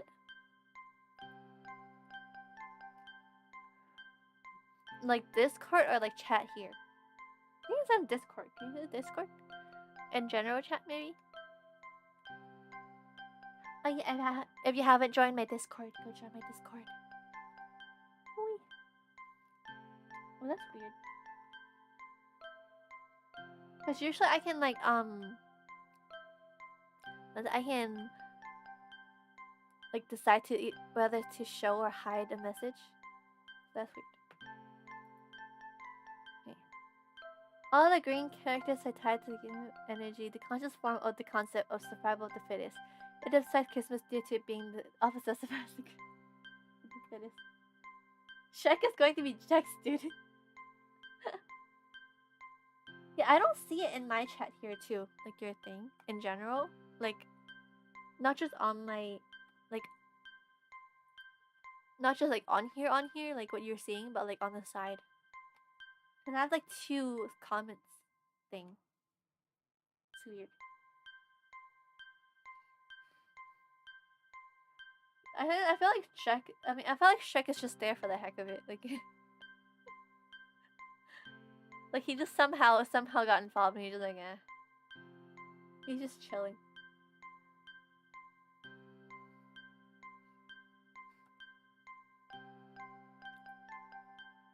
And I don't see like the thing in general.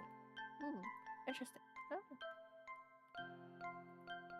Cause yeah, they usually give me an option of like if something it's like might be a spam or like something that might be a little sus, they usually let me choose whether to show it or not. And this is not even like on there, it's weird.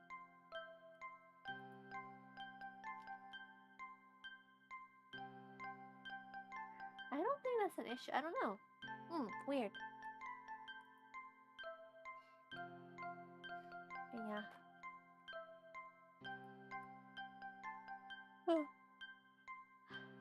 So my original plan was like to just talk about my New Year resolution, and then maybe learn a little kansai ben. But then we have this. I think we spent an hour on this. Like we have 5 minutes until like this 2 minutes. I mean 2 hours of the stream. But like I feel like I spent my first hour just talking like extra stuff, and then like the second hour is just like Jack versus Grinch. Let us welcome our last 5 minutes of the 2 hours. Time really flies by when you talk about this. Yeah, it's fun. It's fun.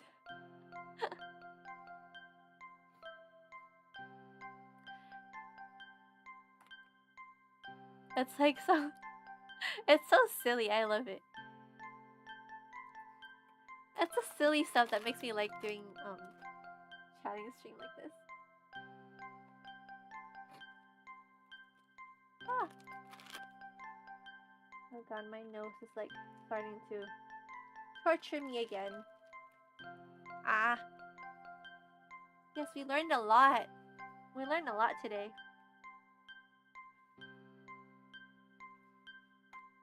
I need this giant crossover, and I need it now.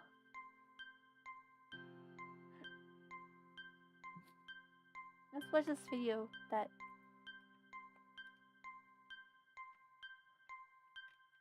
I don't think I can show the song in the sent in Discord. I don't want to be copyrighted.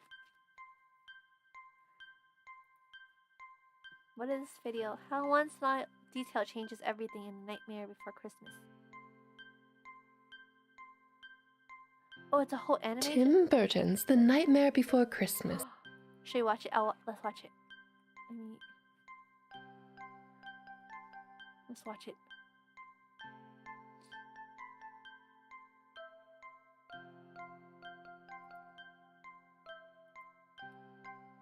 Adjust the screen.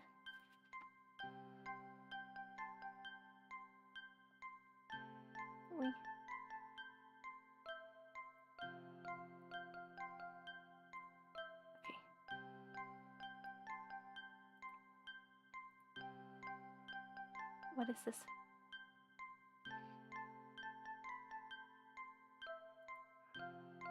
There's a lot to overlook for a year. Oh, there's a poem for the thing. Did you know that our beloved Bone Daddy could really be a Bone Daddy? What is this? What is this? That's how different our a book versus movie. Oh, 17 minutes. Oh my god. They're skipping the ad. That's why it's taking so long. I don't have YouTube Premium. Ah. Hold on. Let me fix this. Bone Daddy. So the Bone Daddy is actually a Bone Daddy. Apparently. Why is it not loading? Please load. Bone Daddy, please load. Thumbnail says Jack is the father. From what I remember, the kids in the poem? What? How is that even possible? How is that impossible?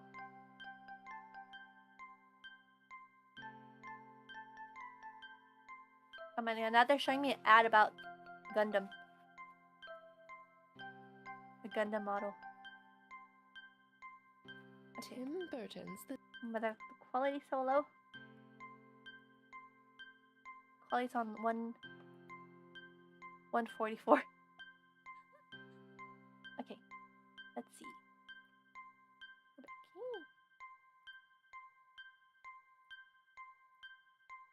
Tim Burton's The Nightmare Before Christmas. Did you know there's a book? Well, a poem really, and you probably did. But regardless, we're going to have a look. Let me know if you guys can hear. And also the biggest hidden gem. Jack is a father. Oh, where to begin? Yeah, did you know that our beloved Bone Daddy could really be, well, a Bone Daddy? As in a father Did you of know a skeleton beloved children? bone daddy can be a bone daddy? Mickey, hello. You came at the perfect time. From the movie, it's pretty clear that Jack Skellington is quite popular with everyone. Oh, Jack, you make wounds ooze and flesh crawl. He even sings about how he can scare the pants off of anyone. Okay, maybe I took that one a bit out of context. Yet even still, he didn't know about kissing until his adventures into Christmastown? Once cat's out of the bag on that one, maybe he and Sally just went nuts. It could make sense that he would have had offspring eventually. There's just that teeny tiny matter of the life-dampening nature of Halloween Town itself that gets in the way of that, but more on that in a bit though. Now, since Nightmare came out, there have been expansions to the lore and to the world in the form of a prequel, Tim Burton's The Nightmare Before Christmas, The Pumpkin King, which takes place earlier in the timeline before the movie, and a sequel, Tim Burton's The Nightmare Before Christmas, Oogie's Revenge, which takes place after the movie events in the timeline and where Jack defends his Pumpkin King title from Oogie Boogie yet again, and a few illustrated gems and stories as well. But today, we're going to look at the poem that started it all, which later turned into a book illustrated by Tim Burton and published in September of 1993. I'm using the 20th anniversary edition, by the way, and another very important little forgotten lore gem. The original poem is a sort of twist on The Night Before Christmas poem and was originally intended to be a sort of short for TV little holiday special, and not the longer movie we have today. It was a short poem written by Tim Burton, which was later turned into a book illustrated by him. Now, we have sort of a chicken and the egg problem with the illustrations. Which ones were Burton's before production of the movie, and which ones were illustrated after the movie was in a near final form for the express purpose of the book and influenced by the movie. Many of Burton's drawings and sensibilities appear in the movie, which was directed by Henry Selick, who also has some awesome style. Because I tend to overanalyze everything, I did write many more pages for this video comparing the book illustrations to what ultimately ends up in the movie. But because I cannot know for sure which drawings came first in each instance, I feel uncomfortable doing that literal comparison without all the facts. I hope you understand, and if you do know which drawings came when, just let me I'm know. so interested. Please let me know in the comments. Bone Daddy? Thank you. All that said, we are now going to dive into the poem text and sometimes visuals versus the movie. Brevity of the original vision and nature of poem in mind, I find it interesting to see just what was kept, what was changed, and what was fleshed out more to make a fuller length animation along the way. Before getting in too deep, there are some differences between the original 1993 edition of the poem book and the 20th anniversary edition, which I'll bring up again during our analysis as relevant. Generally, typesetting, font, and placement of text versus illustration are different between the versions, like the text and images switch pages left and right. Let me know why Bone Daddy's Bone Daddy. Window illustrations and some more illustration. Right into it. No Halloween festivities to kick things off here. The book starts out late one fall in Halloween land, with Jack morose, alone and bemoaning the lack of something new, a silhouette in a full yellow moon on the iconic spiral hill jack-o'-lanterns below. This feels very similar to the movie. The poem mentions and shows Jack's signature bat bow tie, so that's a Burton original, and then Zero, who does have the glowing jack-o'-lantern nose, but who emerges from a slightly different looking tombstone. Jack, feeling empty, wanders into the forest, which looks just like the movie Hills and Trees, accompanied by Zero and a jack-o'-lantern Sunshine, which is also in the movie. He stumbles upon three massive doorways carved in wood. Now, the text does not mention what the doorways are, but the accompanying illustration shows them to be a heart, a tree, and a painted egg. This is different than the movie, which opens with 7 doors representing US secular holidays as well as commercially popular Christian holidays. In the movie, they don't seem to be in calendar order in their circle arrangement, so not quite a Wheel of the Year ordeal. That's 8, by the way. The poem only has 3 doors, maybe to keep the scope small. Anyway, we're going to reference these trees again in the later part of the video, so stay sharp. Jack opens one special door to a white, windy flurry, just like the flakes from the movie. An illustration of him falling to a very similar portal as the movie, and then plop, he's in Christmastown. I like to think that this book Pumpkin Man influenced this movie Jack Snowman here, but chicken and the egg, it's cute all the same. Just like in the movie, Jack is delighted by this new world and steals everything that glows so his friends won't think he's a liar. My favorite from the poem that is not in the movie, Jack steals the letter C Why is it so high? from the Christmastown sign, making it Christmastown, like a snake. He also swipes all other odds and ends in the complete opposite spirit of the winter holiday. He steals from people too. Stockings full of presents, candy, toys, a picture of Santa and the elves, lights, It reminds ornaments, me, snow, I don't and know, even like the whole when the lady says so his friend won't like think he lied. It reminds me of this video I watched the other day where this person placed like a piece of like food in front of an ant and then take it away as the ant left to tell his friends. And then when his friends came to find the food, it's gone. And so like everyone would think the ant's a liar. It's so stupid.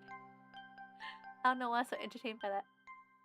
Star from the tree. In the movie, he steals quite a lot more, including a vehicle to tow everything back home. He also presents his findings at a town hall type meeting as well, and the citizens gathered do look quite familiar. Although if they were drawn after or during the movie, that's probably why. Amid many sheet ghosts, I see the witches, a Dr. Finkelstein-looking being in their Sally-type construct, the devil, corpse kid, werewolf, tearaway-faced clown, vampire, sackman, hey-ookie, and someone that looks like the mayor. Jack's Grand Theft obsessive Auto experimental Jack things last only one page in the book. If they make a version, like a mod version of Jack Skellington for like Christmas, I would love that so much. This is something I that would was play it. much more elaborate in the animation, and honestly I will some buy of my it. favorite scenes. That snowflake was so cool. Anyway, in the book, the trick-or-treaters Go for kidnap it. Santa next page. The poem describes them as weird little creatures in strange disguise. They were altogether ugly and rather petite. So not quite the details of Lock, Shock, and Barrel, although the drawing here looks very close to the scene from the movie. In the 20th anniversary edition, we get to see the familiar faces of Lock, Shock, and Barrel in a spot on the page opposite. They don't accidentally bring the Easter Bunny. Anyway, Jack introduces Santa Claus, not Sandy Claus, to the citizens of Halloween Land, and then, like the movie, just sort of states that he is going to be Santa-ing this year. Oh, and Santa can just lay in Jack's coffin and yell, boo. Zero gets to be a hero in the original poem too. A nasty fog rolls in and Zero saves the day, or night. In the movie, Sally tries a last-ditch effort to keep Jack from flying up and uses her super hidden secret stash of fog juice to thwart the mission. Same result, fog for Zero to shine so bright in. The poem absolutely makes reference to Jack's coffin sleigh and skeleton deer, and the accompanying illustration looks so close to the shot in the movie, it's scary. I know. The toys that Jack bestows are very close to what ended up in the movie. While we don't have a Making Christmas song and scene with the wreath illustration tracks and a man-eating version of the book. Okay, Also, we need that is Bone not Daddy. explicitly mentioned in the text, the cat Jack in the Box, which is in the movie. Just like in the movie, Merry Christmas to all and cry. He is much more melodramatic in the movie, but we don't have time for that in a short Christmas rest Halloween. Bone With the Daddy. illustration, it means snow. Snow means Christmas. Chicken, they look fall. I really wish for was snow in autumn land, so holidays.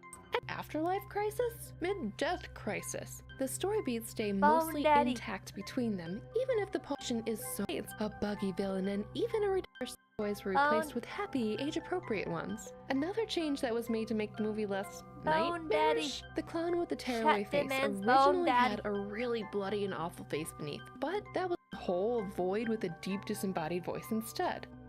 So that was all from a jab. When is he daddy?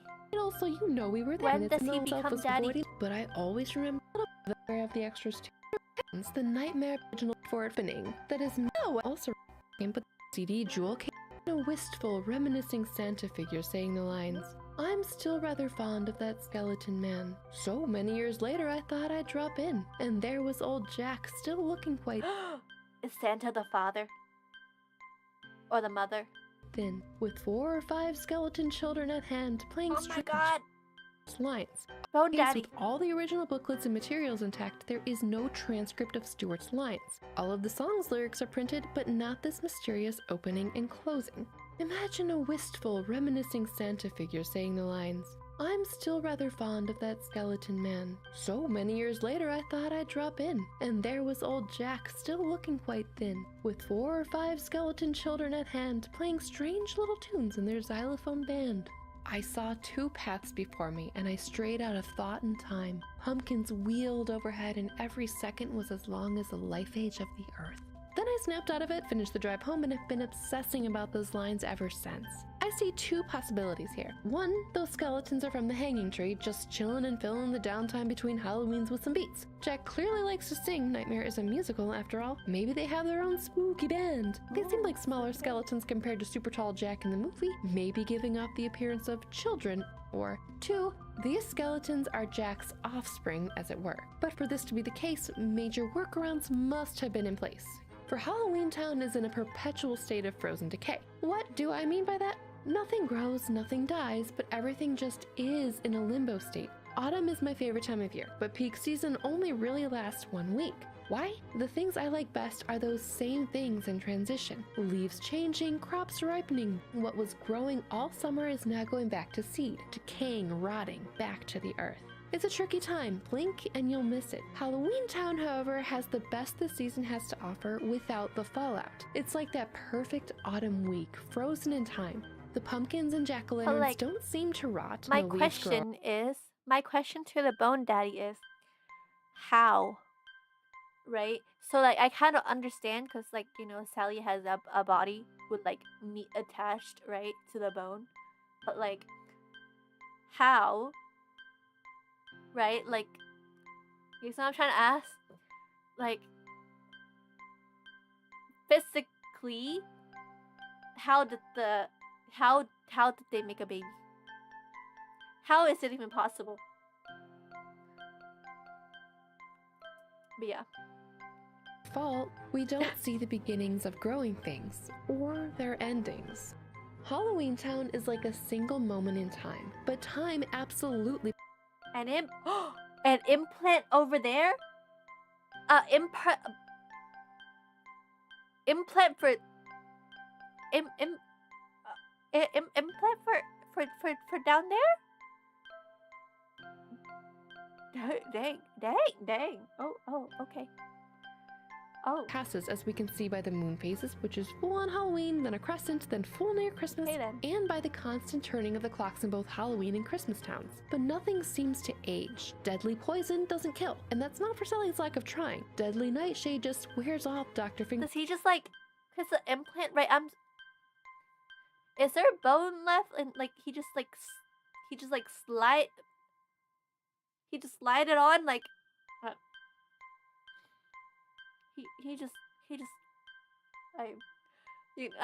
Yeah, let's just move on. No one dies here. They joke about it, use "I hope he hasn't died" as a colloquialism, but nothing does. Nothing decays either, it seems. Perpetually dead and dried thistles make a few appearances throughout the movie, the ones that give Sally her premonition and then later are used for her own petal divinations. But they're never fresh thistles.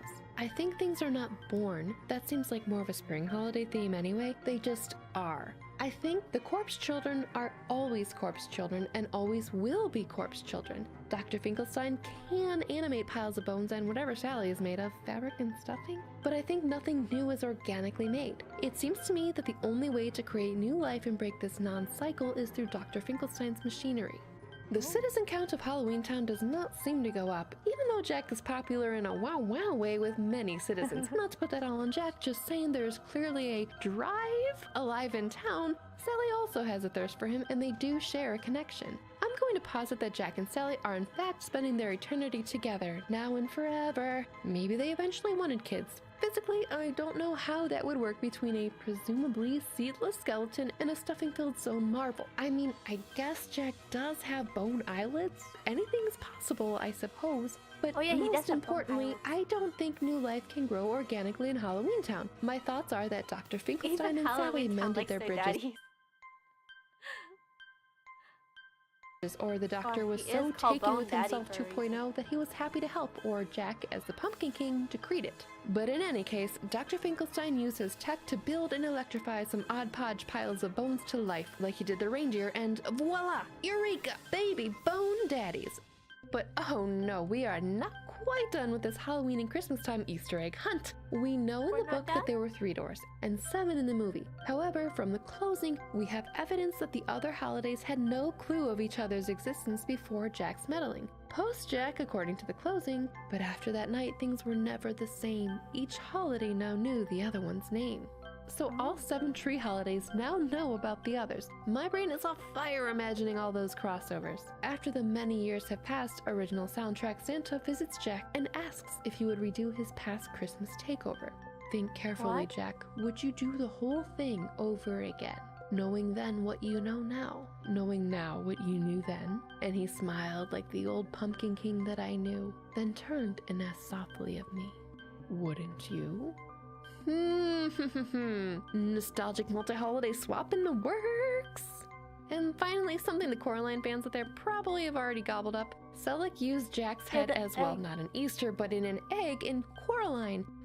Bet that other mother meal was particularly high in calcium. Anyway, after digging up this jewel-cased gem of a treasure, I think my world is a bit more complete. It fueled my overactive imagination just like the movie did back in the day. Although I'm way less afraid of the monsters than Baby Me was, I think. But what are some of your favorite parts of Oh. Yeah. I mean, like, how come he has the door in the first place, though? That's my question.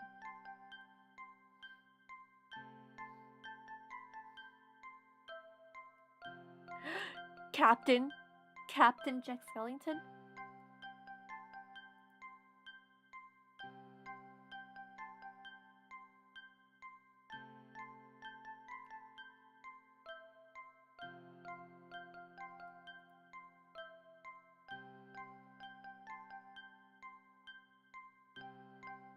Four of 5 skeleton children at hand. Thanks, tunes.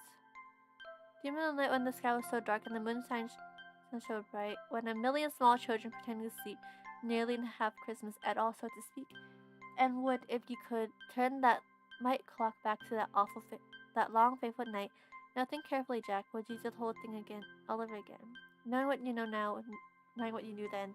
And he's not like the old pumpkin king that I knew. In turn, so ask me softly, ask me, wouldn't you?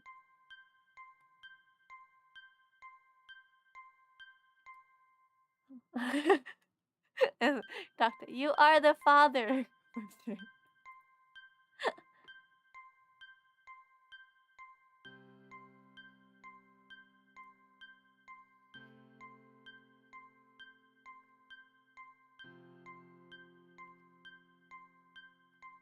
I feel like I should mention that it has some fleshy bits. I know there's no way he could sing like that if his tongue was all bone. And we know his tongue. What's more, when we see the tongue clear as day, when he scared a skulk and barrel during the Easter Bunny scene. The inside of the skeleton is rather fleshy. It is possible, however, slightly that he might have some working hardware.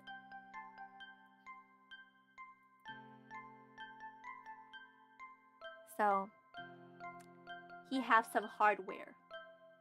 It's another theory. Either he just like slip it on. He just slip it on like they just slip that part on from as it was given by the scientist or the doctor, or he actually have it. Apparently. Jack fought Sally to the bone stone.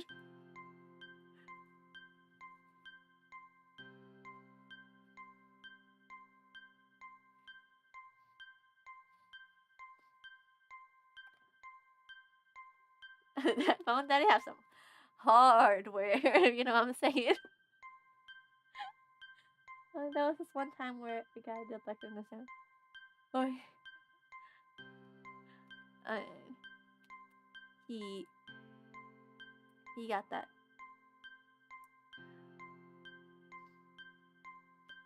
Magic.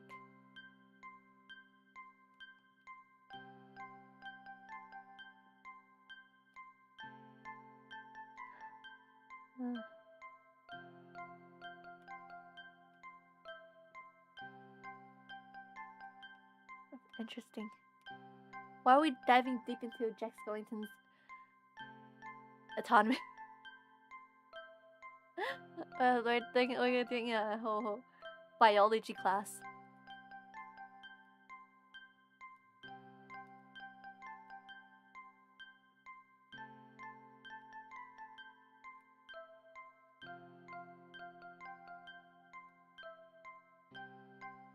The whole movie feels like a dream.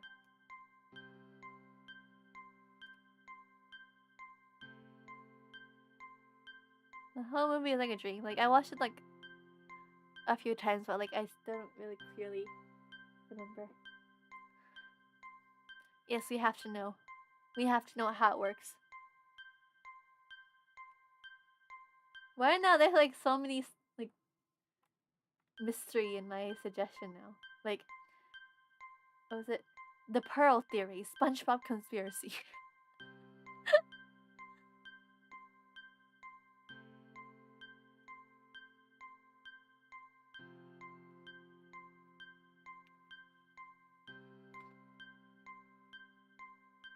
Oh no, not a live action.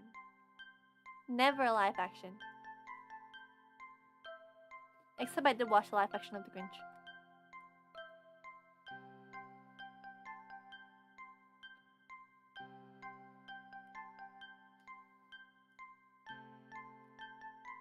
Well, anyways, that was interesting. We found out so much that we didn't know. SpongeBob and Jack Mew crossover. Nah, it was just the Pearl. It was a theory about Pearl. Whatever theory they could have about Pearl, but it was theory about Pearl. It's like I did hope that they make a sequel though. But like I don't think it's possible now. I do want to like have them visit other places. Cause now that like everyone else know there's a different, holiday or whatever, there's just so much potential, right? For chaos.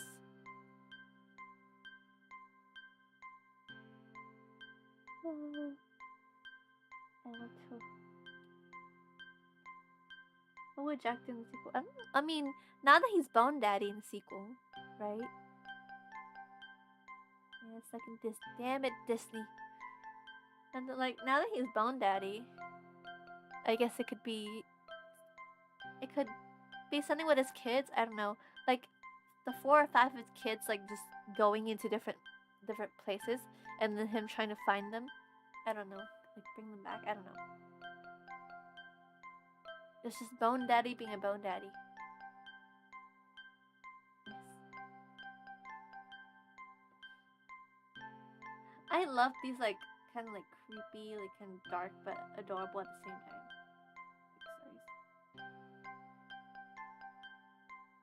It's fun.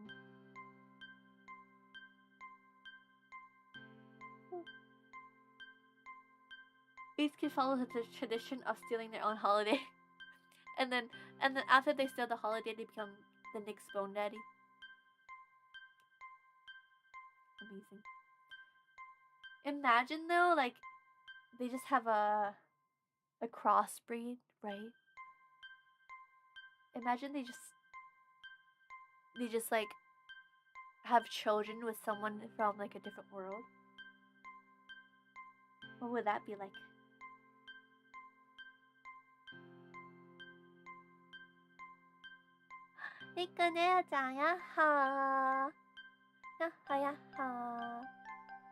Just like imagine if they have a children.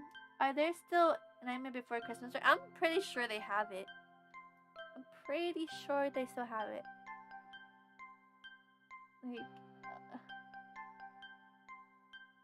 Like, I think it's a popular character, right? It's still a popular character in general, I think.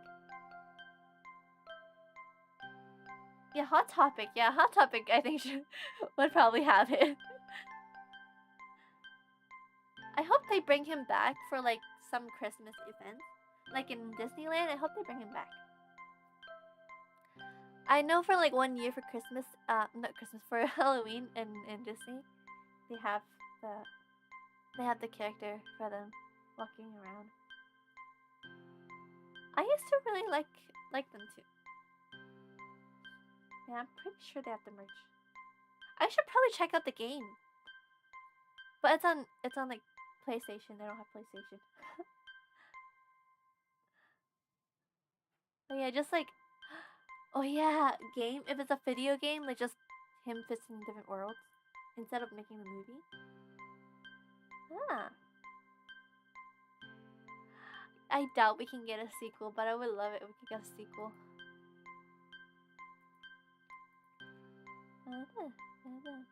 They have the Funko Pop, like the figures, the mini figures for Nightmare Before Christmas. I know that. You can get it for that one.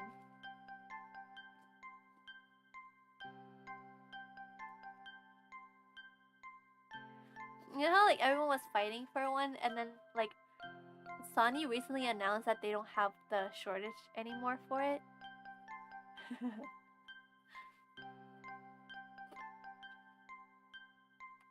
Yeah. Maybe. But like before PlayStation, I wanna get a Switch first. But I probably won't be able to do that until like until I move to Japan. Cause I also want to upgrade my setup because it's horrible right now. But I can't upgrade until again I move to Japan because I don't want to move everything. And it's just like, yeah. But I really, really want to upgrade so I can play my games.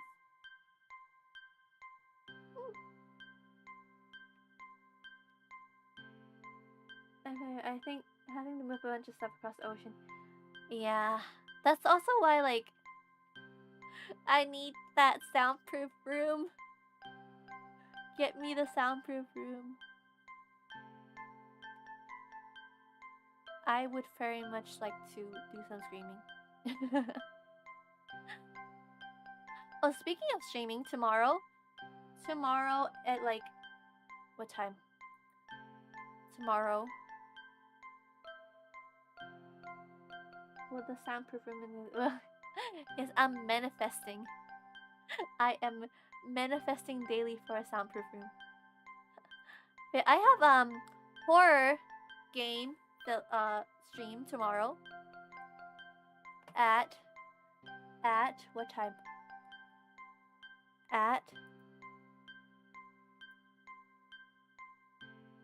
what's the time? When did I set it? I forgot. At 8. So at like this time, but like 30 minutes before. Yes, at this hour. It's 8 for me. So I'll be playing Tsukuna Heat, which is basically the only horror game that I can play. Because when I get scared, I just tend to like not move. I just like can't react because I guess I'm scared. And then for this game though, all you have to do is just go left. So I could do that. We'll get spooked together. Fully. It's super fun watching it. Thank you. I'm glad you enjoy it. That's how. Yeah, I like to be more chill. Just have a fun discussions in my streams. I remember Daddy. I like how you just go straight on Daddy. Okay, for those of you who don't know who Daddy is, it's Shinli from Hollow Stars, and but yeah, remember Daddy says someone else says a relaxing game. That game is so scary. I just watch people play it because I cannot do horror movie. Or horror games. I can't do. I like watching horror gameplays, but I can't I can't play it myself. Except for the one for tomorrow, right? And then that game is actually so scary. Cause like you can't even like ignore whatever like whenever the ghosts come out, because you have to actually like walk towards it. Yeah, and like when they start twitching and the grandma at the window just knocking, that was so scary. That was so scary. And then you just like drag, and then like whenever they drag you into the past, right? And then after you see what happened in the past, like the monsters start chasing you again. And then like you have this like time limit to solve to find the devil or the demon. That was so scary. This game is so scary. I remember like watching the gameplay when only like the demo version came out, and the demo version was really scary. I don't know if you've seen the demo version, It's a little bit different from the actual like version.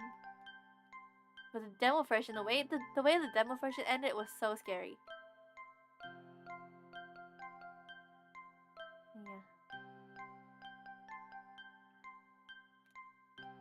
Yeah, the jump scare, I can't do jump scare either. But most of all, like for horror movies, when I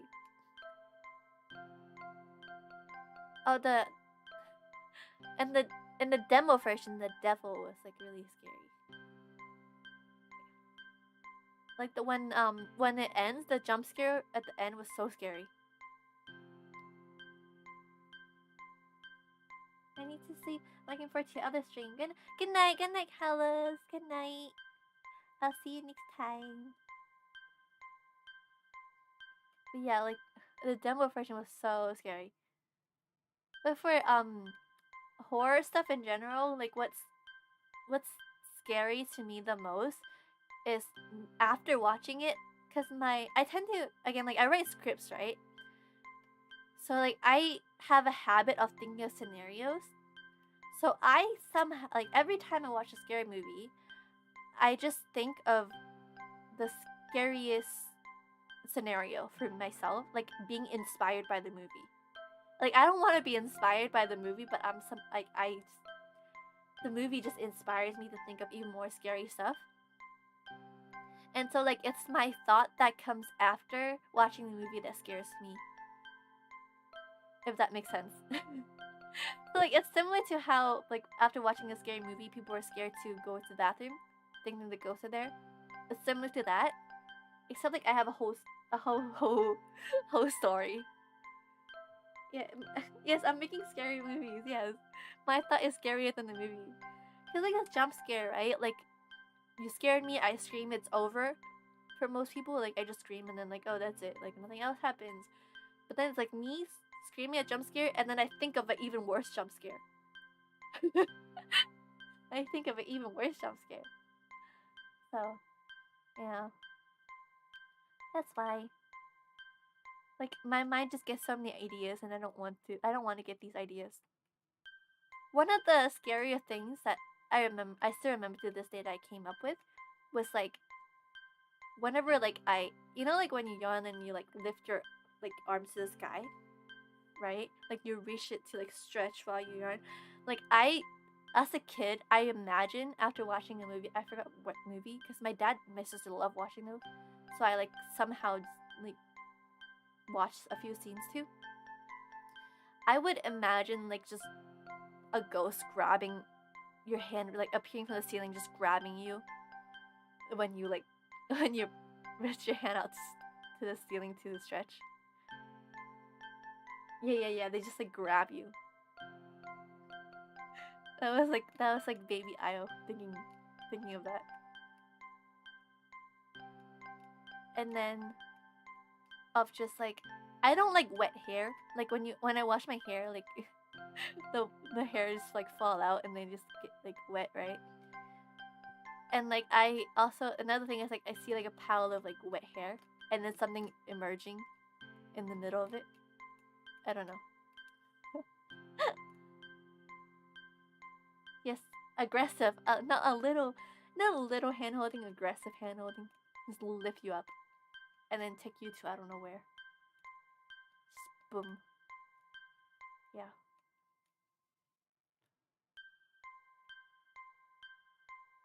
Also, like this another thing, when I was a kid, another thing I was like really scared of was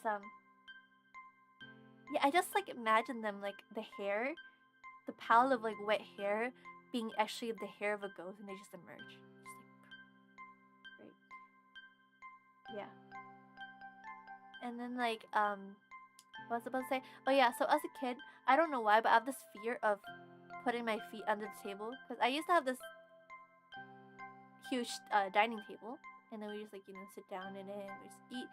I hate like putting my feet down like under the table, like how you just normally sit down at a table. Like I get so scared that there's something down there that's gonna like drag me down, or like, so as a kid I always sit like kneeling down on the chair instead of putting my feet down.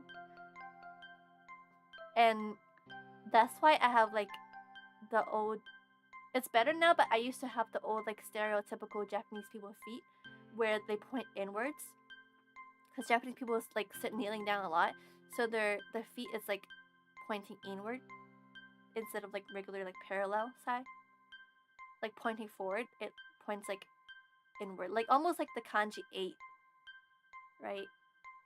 Like it's better now. It's not like that anymore. But like that's how like that's how bad it was. That's how bad my thought was. That's how, I don't watch horror stuff. Yeah. That's the story of what happened. And how like cursed my story thinking skills are. But yeah, for tomorrow though, look for licking my feet. That is pretty scary. I was about to say that's not scary, but yeah, that's pretty scary. I just imagine something is down there, and they could just attack me. I don't know. Lots of scary stuff. I might be like a really good writer for horror stories if I watch a lot. I might become the next Stephen King. But nah, I would not torture myself that way. I cannot. Yeah. So tomorrow it's they have a few for the game. It's called Tsukunahi. Let me try to find. Let me pull the picture.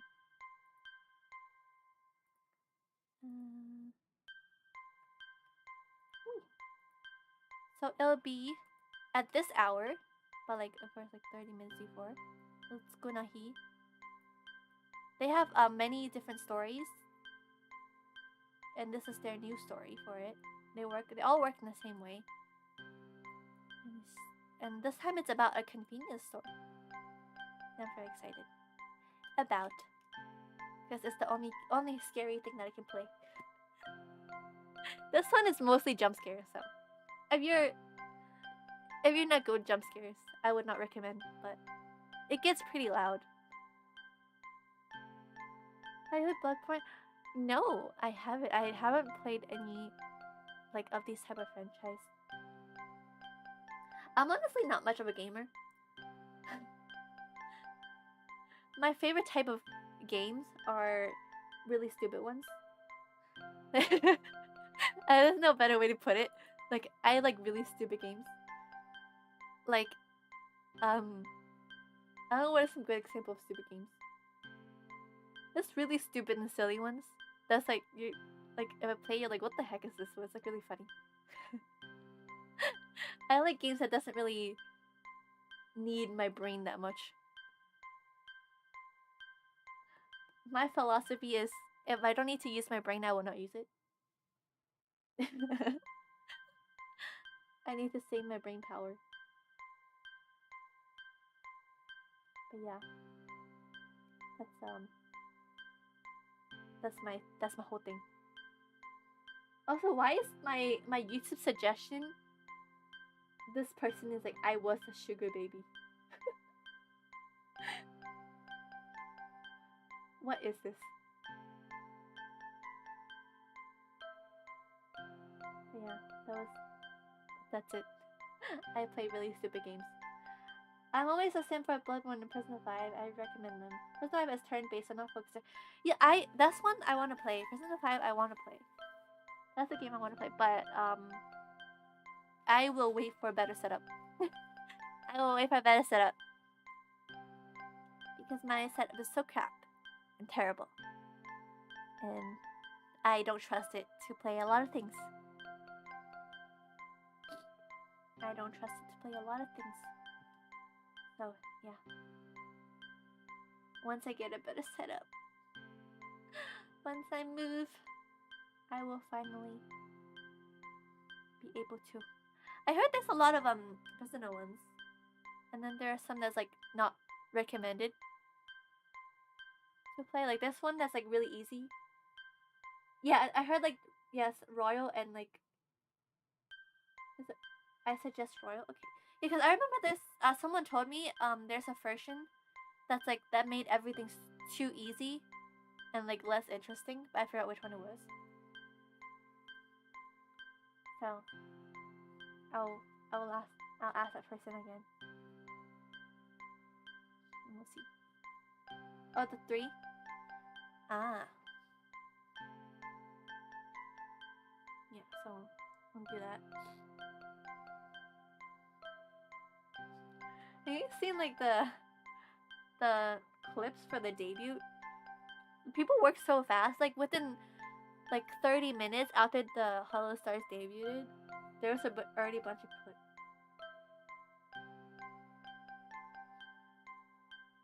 Insane.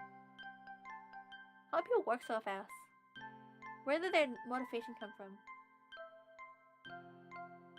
I need their motivation. Yeah. We didn't manage to talk about our new year resolution, but oh well. I think, yeah, the most thing I'm gonna work on is probably, well, clearly my voice acting, because I'm getting official training. I'm so excited for that. And then my confidence. Oh, last time I was at my singing class, right? I'm obviously still struggling a lot, but like when I first sang this new song that I'm learning, which is again like 1 o'clock wherever you are, my teacher was like, "You've improved so much," and I was like, "I've improved so much." Yeah, it's so. I really like doing things that like I can actually feel the improvement. I like feeling improvement. Like I like the process of it and like knowing I'm improving. It motivates me a lot. Just like, ugh, I love it. It's such a good feeling to know you're improving. Like obviously I'm not like completely there, but I'm working on the feeling of like, or like working on remembering that it's good to just do your best at the level that you're at and not aim for something that like you currently cannot reach right now, right? Because it's like you're leveling up, right? You can't, if you're level 10, just do your best at like level 10, right? You can't just go suddenly reach for level 14, because that will just make you disappointed in yourself, because you know that's not possible.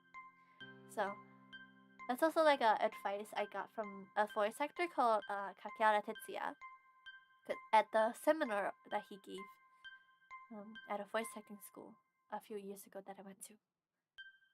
Yeah. So I'm learning to be proud of myself. Also because a lot of you have been giving me so much support, so that's my resolution. It's not like a resolution, it's more like a lifelong lesson, I feel like. Yeah. Another thing that I'm working on is to what was that? I was thinking. Oh yeah. Instead of thinking that I'm nervous, right? When I feel nervous, like at the interview and stuff, instead of thinking that I'm nervous, instead think that I'm excited. Right? That's also, I forgot where I heard this, but that's a good advice. Like, so I'm not, cause like nervous is a negative feeling and you'll do bad, but like excitement is a positive feeling, so you do not as bad. Like, so I'm shaking because I'm excited, not because I'm nervous. And then, be more positive about it, and maybe it'll do better. I'm working on convincing myself that whenever I'm nervous, I'm actually excited. Like, whoo! Because that's what I did for my school interview. I was like, I'm excited, I'm excited, I'm excited. And then like there was also this other, it's three other people, right? And then before me, and then like there's a guy that came first, and then we started chatting a little, cause so we're both like from Hong Kong, but we chat in Japanese to like warm myself out with our Japanese skills. And then we were just talking about how nervous we are, so I just told him, "You're not nervous, you're excited. Think about that." And then we're both just like, "We're excited, we're excited, we're excited." And we both passed. Yay! We're gonna be classmates. I was like so happy. I think he's yeah, we're gonna be in, cause my school, they have different It's like a university where they have like a school of medicine, school of like computer science, like something like that. And he's the same school as me, but like different like major, of course. And so like I'm gonna be seeing him around. I think it's nice. Also, the person I'm sharing an apartment with, if we can find one, is at a different school, but she's gonna be at the sound department. Maybe she can, in the future, mix a song for me. I can commission her to make a song. I mean, to mix it, yeah, to mix a song for me. And then I don't know if the other person get in. Yeah. See, I'm so excited. But yeah, that's my. Rather than my New Year resolution, here are my advice that I heard from someone else. Yeah, maybe we could oh, that's another thing that we could do once I actually move to Japan, right? We can I was gonna take pictures and like videos and I could be like showing you guys around stuff. You can review some of my travel pictures and whatnot. Yeah. I'm so excited. That'd be a great year. According to my zodiacs. According to my zodiac. I have this thing where I only believe it if it's good things, and if it tells me it's something bad, I will not believe it. I will not believe it. Yes, a Japan tour. I could do like a short vlog, and then we could just like discuss over it on stream. It's gonna be a lot of food pics. Just watch out though. Don't watch when you're like when it's super late at night. Would not recommend. Yeah. Guess we'll call it a day. Because I still need to get dinner. I haven't eaten dinner yet. Yeah. Yes, that is it. I feel like we talked a lot, but at the same time we didn't really talk a lot. Like we talked, but like it wasn't like it wasn't much. But it was fun, it was fun. So yeah. Thank you guys. It's so nice of you to finally join me. And it's nice chatting with you. And Carlos, who is gone already. And the 7 of you lurking. He's Bone Daddy. It's I'm gonna go back and retitle this. I'm gonna retitle this right now actually. It's okay. Hold on. Wait, let me edit this title. It's to Paradox and Bone Daddy. See, Bone Daddy. Hold on. Bone Daddy in all caps. I did it. I did it. Okay. So again, thank you again for, coming to the stream. I haven't said Happy New Year, so Happy New Year's. I hope you guys have a great year this year. I feel that this will be a great year for me too. And yeah, hope to see you tomorrow on my horror game stream. And that's it. Thank you for joining me. Adios, bye bye.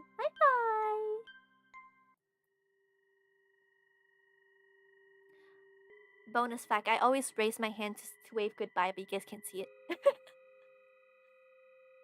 Okay, bye bye.